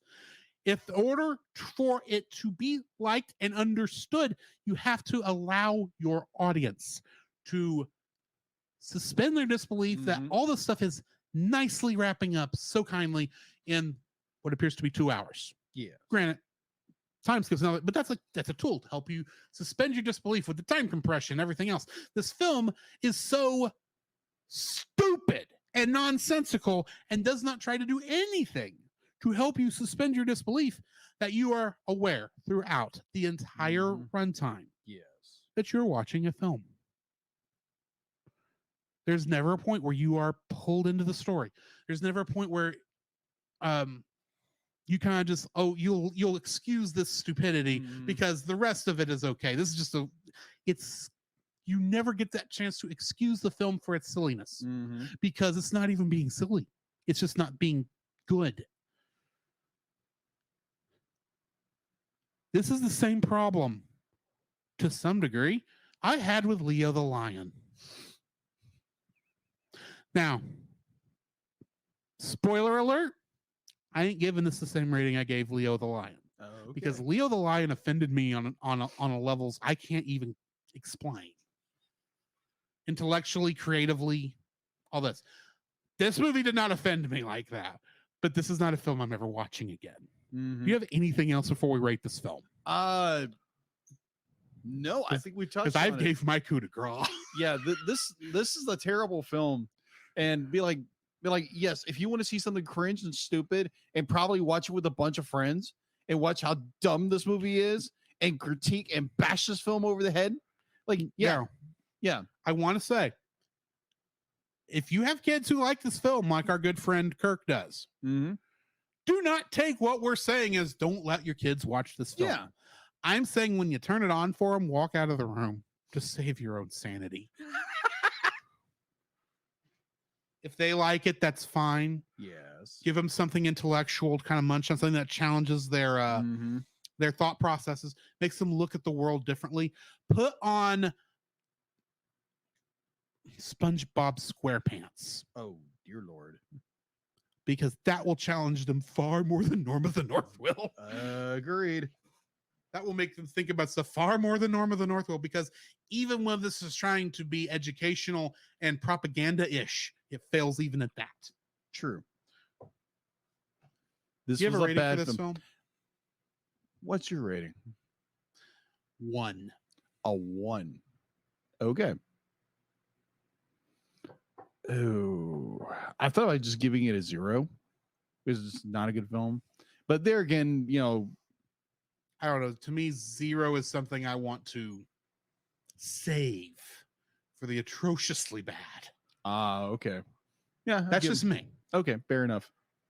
Granted, I think I am rating this slightly better than The Legend of the Titanic because I gave that a 0.5.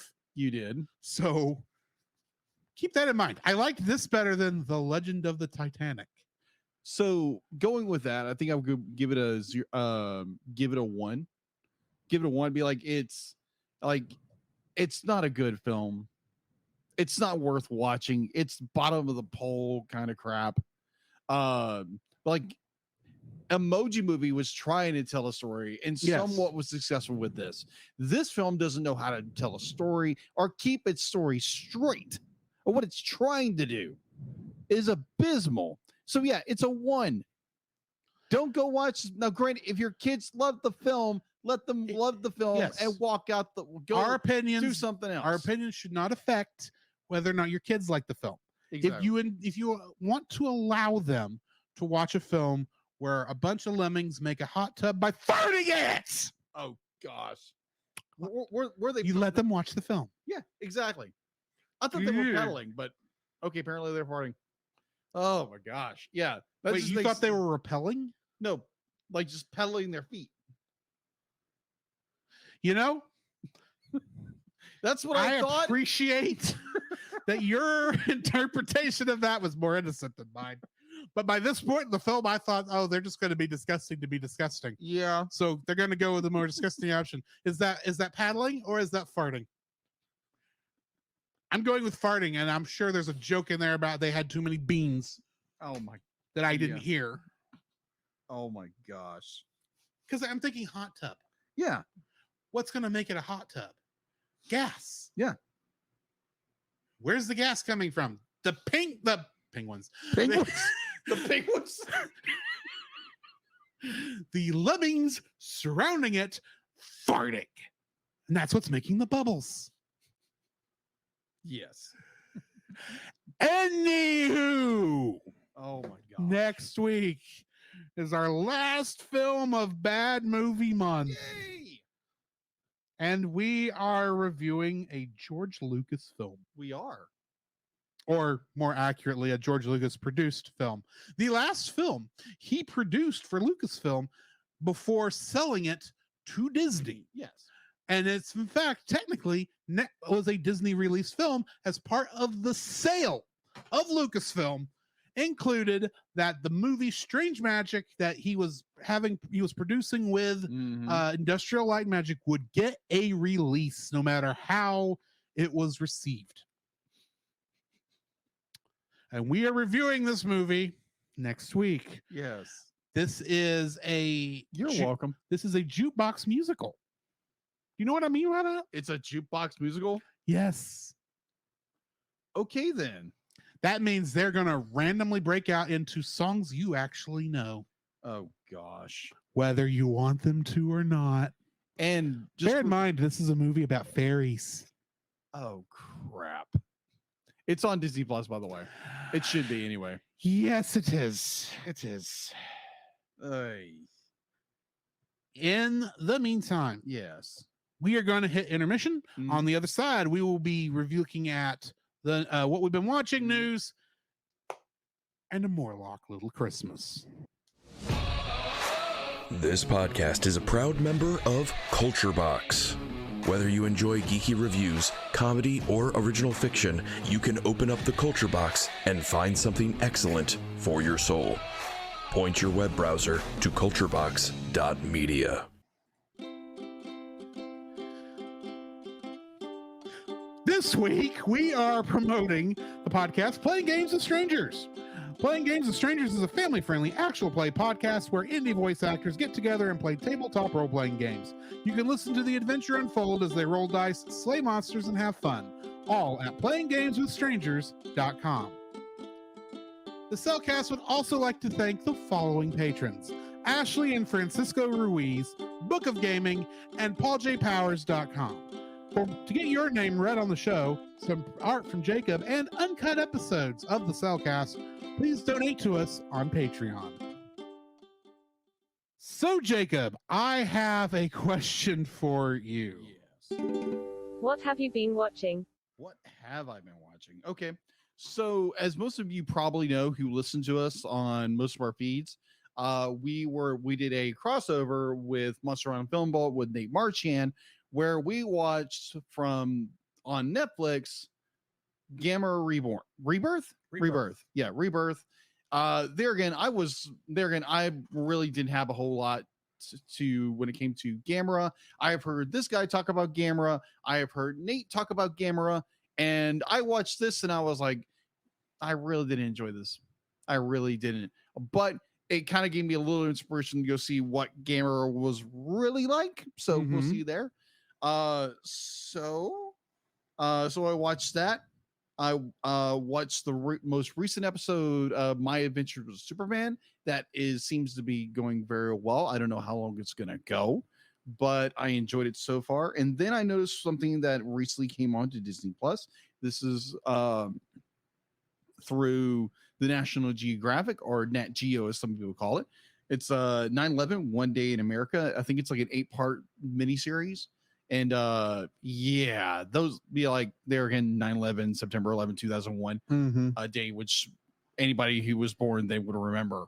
But yeah, just like really, really in depth. Be like they talk with the responders, firefighters, survivors, average citizens who were there. But it's really intriguing because they go into a deep dive of what happened on that day, and to like see actual footage of what happened. And some of the documentaries out there are gut-wrenching kind of things to watch or listen to. And yeah, this is really good if you want to get into, or maybe your kids don't know what 9/11 is. Be like, sit them down and watch this. It's hard to watch. It does have language because it is Nat Geo and they're not going to hold back. Mhm. They're not going to censor anything. And which I'm kind of cringy later on because like it's bad.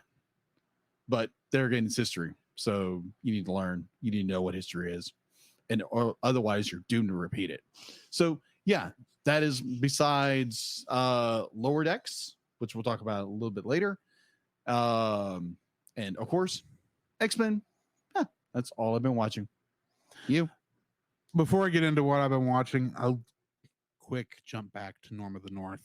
Sorry. Oh, No. we got to go back to this again. This is gonna be quick because it just gets connected, but it's not actually that. Oh, I mentioned in the trivia about Salome Jens playing a character in this and Yeah. in Deep Space Nine, where she played the female shapeshifter, big boss of the Dominion. yeah. She was Councilwoman Klubeck in this, aka the villain of this film, technically, the lady on the Polar Council. Oh, okay. Just wanted to throw that in there Okay. before we get back into talking about more pleasant things. Yes. So let's talk about more pleasant things. Yes. I have been watching some more of Star Wars Rebels. I am in Yes. season 2 now. Yeah. Just finished the two-parter that opens that, where the Rebels crew face off against none other than Darth Vader. Oh, yeah.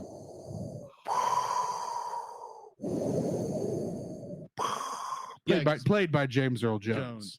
Yeah, because I remember watching that part of the season. I was like, oh my gosh. Yes. So that's where I am in there. Yeah. And of course, I'm watching that because of Ahsoka, but I have not watched Ahsoka yet this week. Fair warning. I'm not in a hurry to. Yeah. I kind of already have the ending of the episode spoiled, but I don't know everything about it yet. So anyway. Fair. Also, I watched a little bit of Power Rangers Dino Fury yesterday. Okay. Because I want to get that finished up before Cosmic Fury comes out, which I don't remember what that is. I'm not going to have it finished in time because that comes out this month, and I'm still got a whole season of Dino Fury to watch. So, yeah. Other than that, last Saturday I met Mom in town, and we watched a Hercule Poirot movie that just came out. Oh, yeah. How did that go? That movie was The Haunting in Venice. Go watch this film. Okay. It is better than Death on the Nile was. Oh, really? Yes.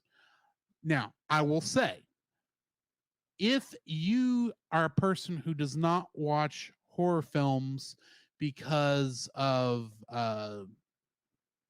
you just don't like scary films like that, you may not like this as much. This is not a horror film per se, because everything is explained, but it's shot like it's a horror film. Oh, okay. There are moments where you think Poirot is actually talking to a person, and then it's revealed they aren't there. Oh, that's interesting.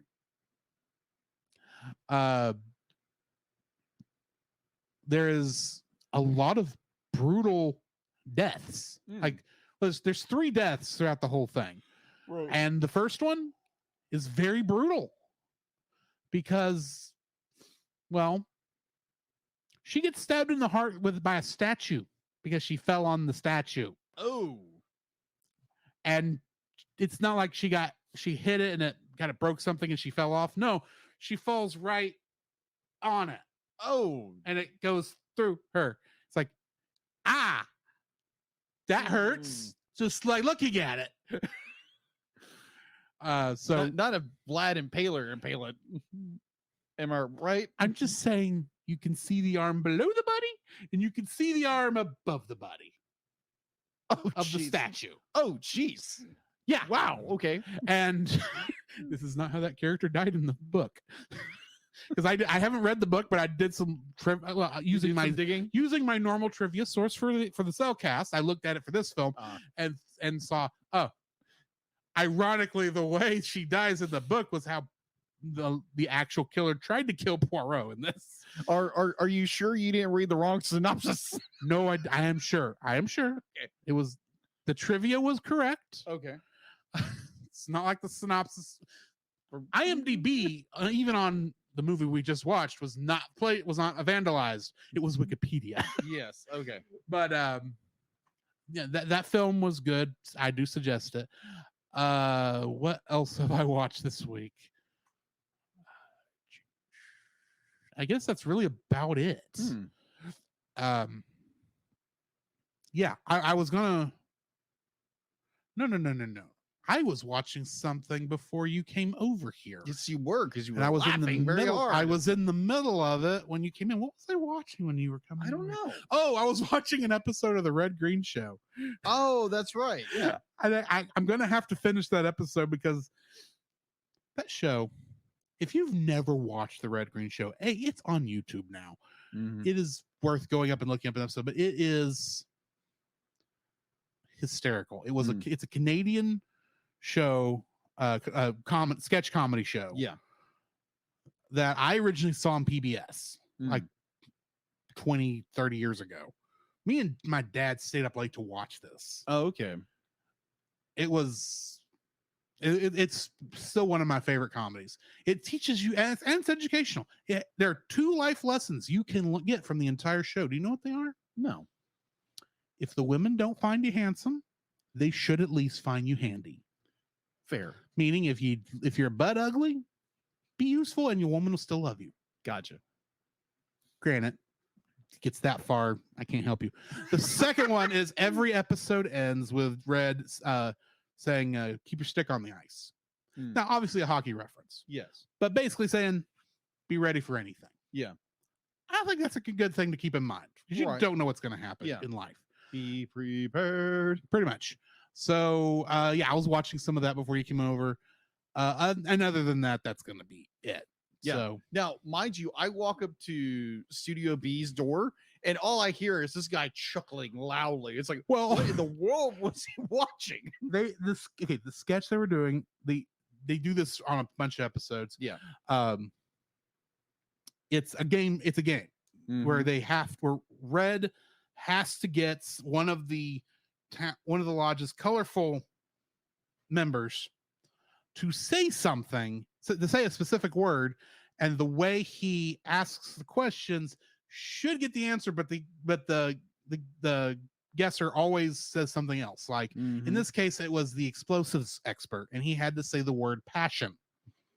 Okay. So Red says, okay, when you are you like explosives, you like setting them off. It's not just your job. You have a blank for it. Obviously, the answer is passion. Yes. He says permit. And I'm sorry, that got me at just the right angle. It's like, that's great. Anyway, it's a great show. It's a funny show. Nice. I'm not telling the joke very well, admittedly, but that's what it got under me. It's like, okay, you know how when a stupid joke gets you in just the right way, yes, and it just belly laughs you. Yes, that's what it was. Oh, okay. Anyway, Jacob, what do we have in the news? The Cellcast News with your host Jacob Heron.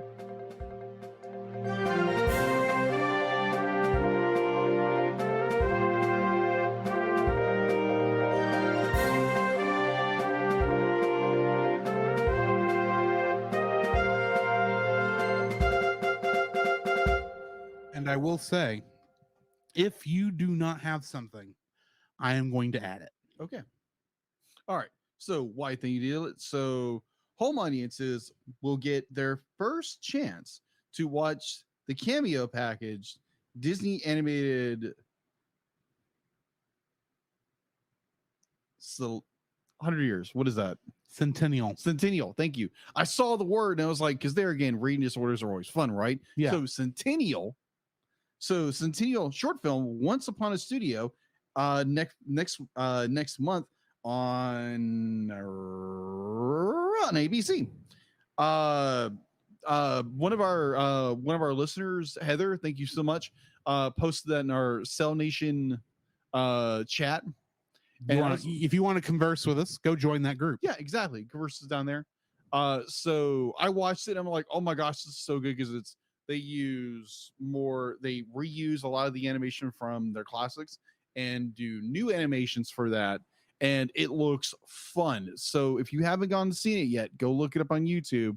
And it should be coming out next month, I believe, October 15th, as part of the Disney 100 programming event. The network, the official trailer for the film has dropped with the announcement. So, second bit of news, Paramount Animation and Temple Hill are joining forces to bring the heroic world of the husband and wife animation alumni. I'm probably going to butcher their name, so I apologize. Yanyar and Carrie Chinley book, Superheroes Save Noah. The illustration story was published by Random House Children's Books in 2022 and will follow by a sequel of Superhero Destroyer World in early 2025.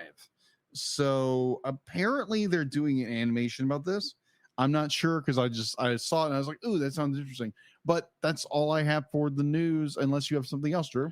I have three things. Because it was one of those things like, oh, I have something. And then the more I sat there, go, oh, yeah, there's that too. Mm-hmm. Oh, yeah, there's that third thing. He's not going to mention any of them. Okay. So these first two things I'm getting from Anime News Network. The first is that this is the end of an era.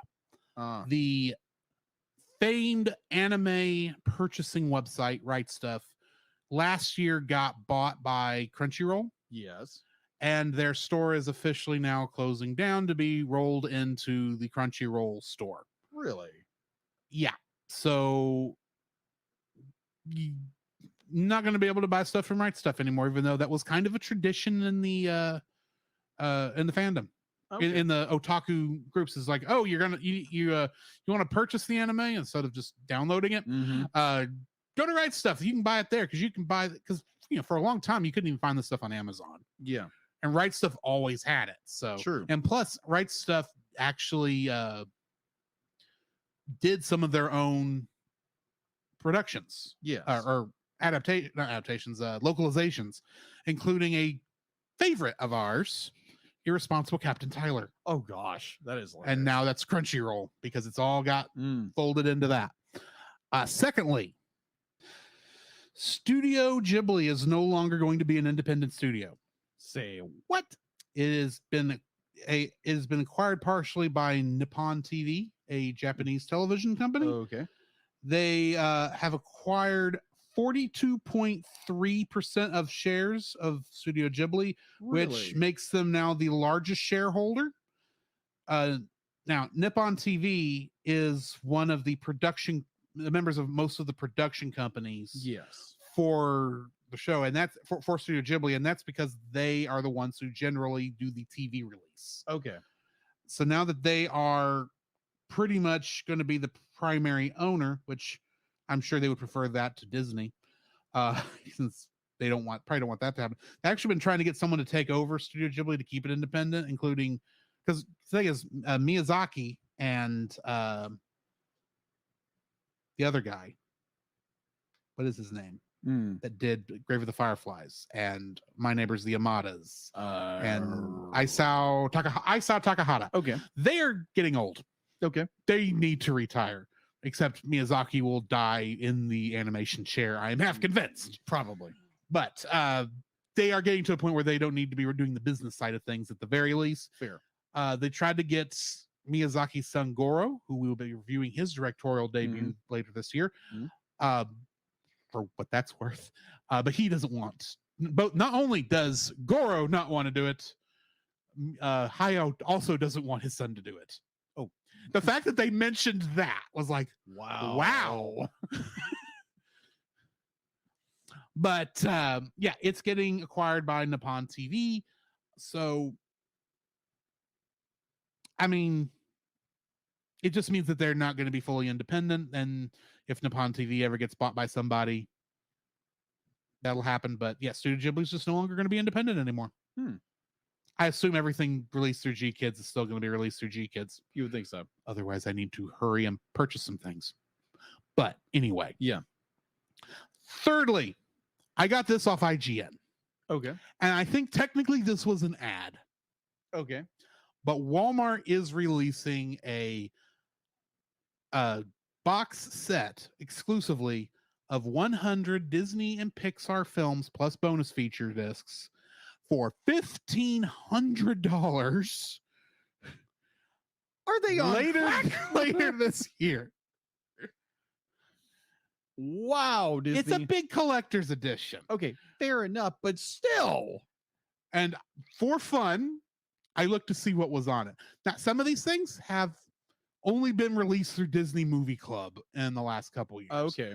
Like a Goofy movie. Yeah.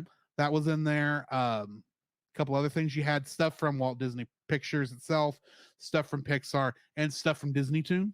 Okay. Like the DuckTales Treasure of the Lost Lamp was in there. Okay. The straight to, well, it should have been straight to DVD, but it did go to theaters. Sequel to the Cars franchise called Planes was in there. Oh, okay. That's a thing. Yeah, that is a thing. I was curious if they would have the guts. Oh, yeah. To release Song of the South as a part of this, because literally it's like, this would be the only legal way they would let you purchase this film, as if it were surrounded by 99 other films that they liked, and they didn't. So still there is no legal way to watch Song of the South. Now if they would have done that, I guarantee they would sell like hotcakes, because people want that film. I'm pretty sure. Unless you purchase the film from England. Yes. And other parts of the European nations. Mm-hmm. Because it got released there and it's not offensive there, apparently. I don't know. Who knows? Either way. Wait a minute. Bobo. Bobo has a copy, apparently, of Song of the South. And I'm guessing his copy is either like the copy I have, or it is a European copy. Possible. That's the end of the news. At least my news. Okay. All right. So yeah, that's the news. All right. Then let's talk about some X-Men. Previously on X-Men. He's a sulky, over-bulky, kinda hulky superhero. A two-fisted and electrically transistored superhero. An exotically erotic and aquatic superhero. The Marvel superheroes have arrived. X-Men, X-Men, it's the day, X-Men, X-Men, coming your way.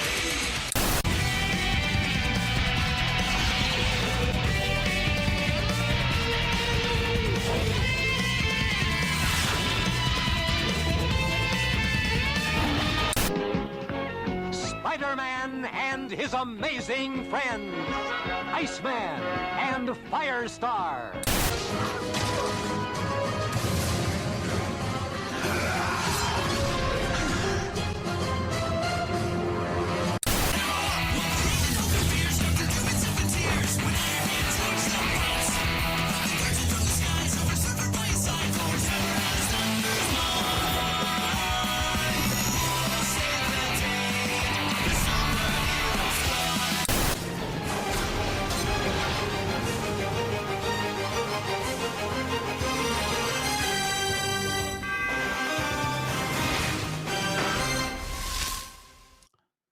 Have yourself a Morlock Little X-Mas is the name of the episode we're reviewing today. This is the Christmas special of X-Men the Animated Series. In this episode, Storm and a grouchy humbug Wolverine go last-minute shopping in Manhattan, only to be caught in life or death crisis involving Leech, the littlest Morlock. somebody had fun writing this. Yes, just a little bit. It was directed by Larry Houston and Fred Miller and written by Eric Lewald and Larry Parr. Guest cast for this includes Ross Petty as Ape, Susan Roman as Callisto, John Stalker as Leech, and Kay Tremblay as Annalie. Or as actually Annalie, not Annalie. Anyway, trivia for this one: Storm returns leadership of the Morlocks to Callisto, which Storm won in the episode Captive Hearts back in season 1. Also, this is Jubilee's first Christmas with the X-Men. Do you know what that means? What? Considering that it was wintertime in Night of the Sentinels. That's right. Every episode between that one and this one have taken place in less than 1 year. Apparently. I had no idea. These people's lives suck. Apparently. Because they have been in nothing but trouble for something like 50 episodes now. Wow. And this has all been in 1 year. If this had been split across 5 years, the actual 5 years the show is made over, that would stink. But it'd be like, okay, yeah, they're a task force fighting mutants, anti-mutant beings, and you're dealing with things like Magneto, who's trying to take over.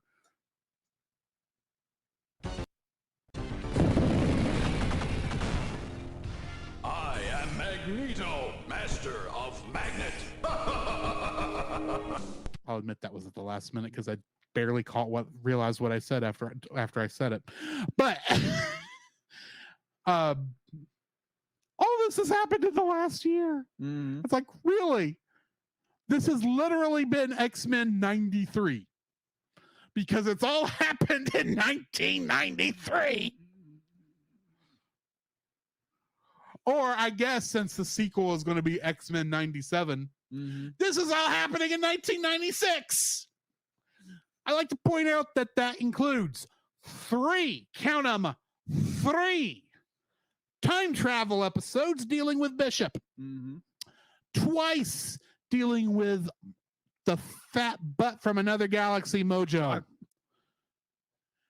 Us learning 4 times that Storm is claustrophobic because she was trapped under a pillar when she was a child, and in one of those times she was white for some reason. Oh my gosh. We have had not only Jean Grey perish, come back to life, die again, and they get resurrected again. We have had Wolverine go from being just a grumpy old guy to finding out his backstory. We have met Catholic devils who we actually appreciate because we love Nightcrawler. In this time period, we have had not only Morph, a character created for the show, become a cult classic character to be brought back not once, not twice, but 3 times, and we still don't want to see him ever again. At least I don't. You're not alone in this. This has been a crazy year for the X-Men, and we finally get to their Christmas episode. And I say all that because give Storm a break. She hasn't had time to lead the Morlocks. She's been busy. But she has neglected them. She has neglected them, which is why she shouldn't have taken control of them in the first place. Oh, no wonder Leech is dying. Storm hasn't been paying attention to them all year. Wait, why would one mutant being there have changed anything in this episode? Because Callisto was there the whole time. She was in charge when Storm wasn't there. What changed? Because now there's no excuse for the X-Men to show up. Yeah. Actually, I do like this episode. It is a nice Christmassy-esque episode. Yeah. It fits what you want in a Christmas special. Sure. Especially involving the X-Men. And I absolutely love Scrooge Wolverine. Oh yeah, true. And how he has he's really more of the Grinch He is. than Scrooge, because his heart has to go 3 sizes so that he can transfuse his blood with Leech, who he may or may not work. It was a Christmas miracle. Yeah, a Christmas miracle. That's not how transfusions work. How Even do you- Beast says it. They say this is comic book logic. I know, but still. It has worked like this in the comics. And in the past, apparently. No. Wait a minute. There was one time it worked, and another time it didn't work. He said, no. Wolverine said specifically, it worked twice. Once was a long time ago. And the second one? Yeah. What was a long time ago? And that one I don't want to talk about. All the others die. It's like, how often have you done this, Wolverine? Actually, I just realized I know who the second one was. Even if the writers didn't. Okay, who? Deadpool. That sounds logical. Because Deadpool's been in the show. He hasn't been in any of the Weapon X stuff, but he's been in the show. And you know for a fact he will be in X-Men 97. Oh, yeah, he will. Deadpool has become too big a character not to show up in X-Men 97. And he's not only is he going to be aware that there's a different writer team running this thing, he's also going to be aware he's on Disney Plus, and he's going to be aware of the Ryan Reynolds version out on That's if he's not voiced by Ryan Reynolds. You know, you're right. It probably is going to be voiced by Ryan Reynolds. Or just hire Nate Marchand. No, yeah, Nate Marchand would be a good choice too. But no, I was actually thinking there is someone else who's voiced Deadpool before in the Hulk versus films, and I remember he did a fairly decent job. I just don't remember who he is. I think it was what's his name? Good question. The big anime voice actor played the guy in Cowboy Bebop, the main guy. Steve Bloom. Steve Bloom. I think it was Steve Bloom. Okay. Or heck, just I don't know. I'm sure that Deadpool will show up eventually, because how is that not going to happen? But this is that's off topic. What are your thoughts on Morlock Little Christmas? Morlock Little Christmas. So I actually made Morlock Little Xmas. Yes. This is the only time I will pronounce Xmas. So I did bring up a few points, but like you have Wolverine's Dislike of Holidays, and which is never really explained. It is more of a please. It's simple. It's a holiday. Wolverine's grumpy. He's gonna play the grumpy character. Yeah, of course. But I mean, they will flush it out a little bit more. Maybe this was like a bad time in his life or something. It's like, no, he's just a grumpy character. He's playing Scrooge. Well, really more Grinch, because Scrooge was. Yeah, that is true. The good thing about Christmas Carol is that Scrooge does come around eventually. That is true. It is even though at the beginning you're not supposed to like him. You're supposed to see him as old miser, and by the end you're just as joyous as he is. The Grinch you like from the very beginning. Yeah, because he's the Grinch. That is and true. Everyone loves Wolverine. I'm sorry. I know someone I talked to doesn't like Wolverine, but everyone I else talked to is like, oh yeah, Wolverine's my favorite character. Mm-hmm. Oh my gosh. Yeah, it's just more like you get Storm neglection, her neglection of the Morlocks, which I found kind of hysterical, because they were gonna be like, you pointed out the very obvious, be like, okay, this is her first Christmas as an X-Man. It's just like, wow, all of this is what a year. That has been one heck of a year. But you have that, and be like, you put it in context to be like, yeah, she really had no time, and then she just like unceremoniously just hands the rod over to Callisto. It's like, oh, this is yours. Like, why did I do this in the first place? It's a good question. Yes. So the one that got me the entire time is Gambit and Jean Grey in the kitchen is absolutely hysterical. And the thing is, this is like the most outside of the Spider-Man crossover. Yeah, this is the most Jean Grey has done since the Phoenix Saga, the Dark Phoenix Saga. Yes. Like, and she's getting mad at Gambit for cooking in her kitchen. Yeah. The minute I don't remember what she says, like the minute I need your swampy butt helping me would be the day I quit cooking. Yes. And like their whole banter between, it's like, be like, oh, this ain't cooking. Be like, if you put some seasoning on everything, be like, it's just like the banter back and forth that's absolutely hysterical. It's, oh my gosh. I love the end when they find out that Wolverine, Storm, and Jubilee aren't going to make it back. It's like, they're not coming back. You can't reheat this. Gambit don't make no TV dinners. And there's another thing. This entire episode, you have like the Morlocks and be like how they live in poverty, but they have each other. Yes. And you try to make Storm tries to make this whole this little running thing of like, made family. But at the same time, it's like, okay, why don't you invite the Morlocks and be like, I don't care if you have to transform via like the tunnels or whatever, because you're too embarrassed by them or whatever. You were able to get there, get them on the Blackbird, take them home, and eat Gambit's dinner for the love of Jean Grey. The love of Jean Grey. Just eat it already. Just not be like, oh, we're gonna microwave it. What the crap? Like, just invite these people over. You're saying be like kumbaya, all mutants are like the whole enchilada. Then invite them over for dinner instead of be like, oh, we'll eat what they're eating. Yeah. And they didn't have much. That's probably their rations for the week. Yeah, exactly. Take them home. Yeah. And let them have some of your Cajun turkey.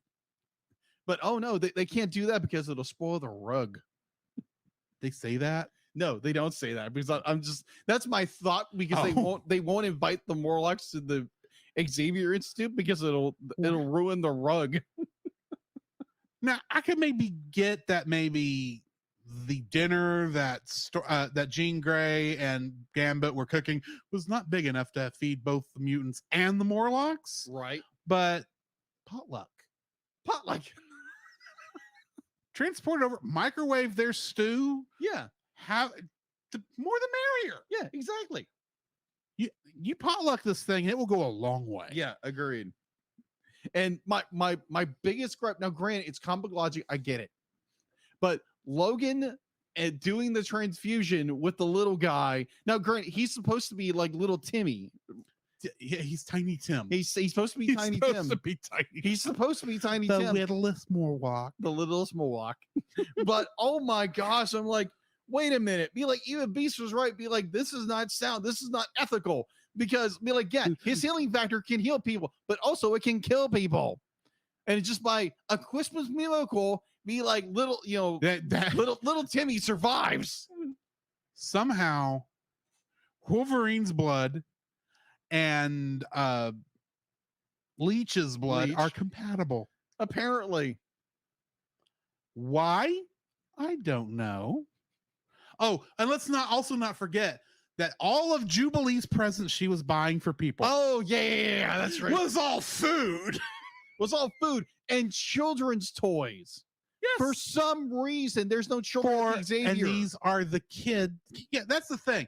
If this was the Xavier Institute, the way the movies showed it, where the X-Men are the teachers or the oldest students, and there's a whole bunch of other students back there, that makes sense. Yeah. But we never see anybody else. No, but this is just the X-Men themselves. Yeah, because that's even Xavier says that. It's like, oh, they have a Christmas where everybody's here. Be like, there's no students, it's just the team itself. And it's just like, then why are little children's toys in Jubilee's thing? And be like, unless there's like other characters we don't see, and we see more like the movie tells. As best I can guess, this is guess. Yeah. She was going to take them to Cyclops' orphanage that he grew up in, because that's come up more than once. It has. And give them to those kids. Okay, fair enough. But they never say that. No. I'm thinking, oh, you found something good for Wolverine. You found something good for Jean. You found something good for Gambit. You found something good for Storm. And then you're acting like you're gift giving to everybody, team. to the team. Yeah. who is she buying these presents for? Yeah, it's just never it's shown. plot convenience. It's like, oh, it's an here's excuse, like, a dolly, here's a plane. We don't have enough food. Oh, I've got food here. Let's open up these presents. Leech and Annalie. Mm-hmm. And good night, Annalie. The most precious. What is if Leech is Tiny Tim? Yeah. Then Annalie is Cindy Lou Who. Yeah, Cindy Lou Who. That's what I kept thinking. It was Cindy Lou Who. Cindy Lou Stinkin' Who. Who doesn't know what a Christmas miracle is? Yes. Yeah. What's a Christmas miracle? Well, if we wait a few minutes, we might see one. Or we might see Leech die. Yeah, one of the two. Either way, he will be safe. Either way, he's healed. Yeah, in some capacity. But anyway, yeah, this is we're goofing on this episode. Oh my gosh, yes. But this is a sweet little episode. Yeah, it's not meant to be taken too seriously. So yeah,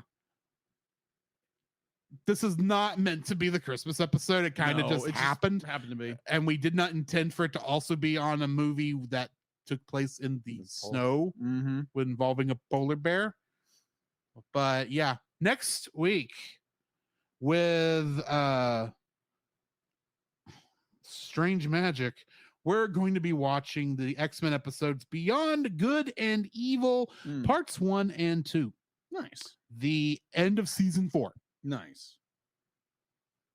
No, the beginning of the end of season 4. Ladies and gentlemen, I just want to point out that we are 7 episodes of the Cellcast away from finishing X-Men, the animated series. Yay! I have enjoyed this. Don't get me wrong, but I say I'm ready to move on. You know what's coming. That's a lot of orange juice. Gosh. So not in the part we're watching. No, you don't know the half of it then. But yeah, like I did mention though, between the end of X-Men and beginning of Evangelion, we are going to be looking at the original pilot for the X-Men show that came out 10 years, that was made 10 years before this show was. Pride of the X-Men. With Australian Wolverine. Oh my gosh. Just wait. If you've never seen it, wait for it, people.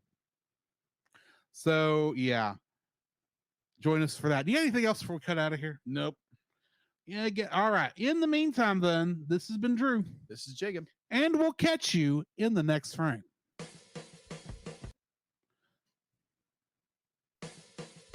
You can follow Jacob on his Facebook at Jacob B. Heron. His Facebook page, Jacob's Daily Art Corner, where he tries to draw each and every day. His Instagram at Jacob B. Heron. His Twitter at Jacob Heron. And his letterboxd at Jacob Heron. You can find Drew on Facebook at Drew Dodgen. His Facebook page, Drew's Photo Bin, to see his photography. His letterboxd page at GGeorge759. His Twitter at GGeorge759.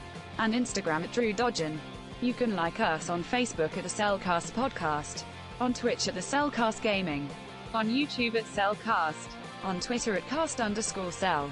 The Cellcast can be found at Apple Podcasts, Google Play Podcasts, Stitcher, Spotify, or anywhere else fine podcasts are downloaded from. But not Stitcher Please anymore. rate and review us where you found us, and also on Podchaser. Email us at thecellcastpodcast@gmail.com. The Cellcast is a proud member of both the Pop Americana and Culture Box media networks. For more information, please see the link in the description. Our theme song is Drop and Roll by Silent Partner. And remember, that's Cell with a single L.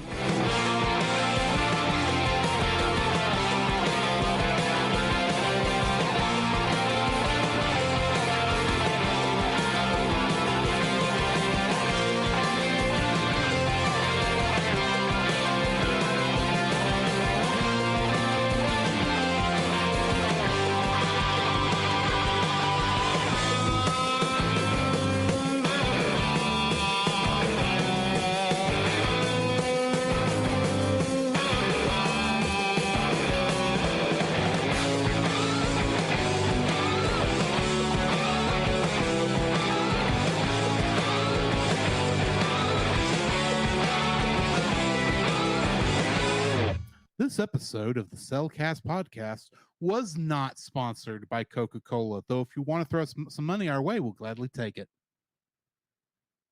Okay, Norm! Norman. Cheers references, guys. Yes. Anyway,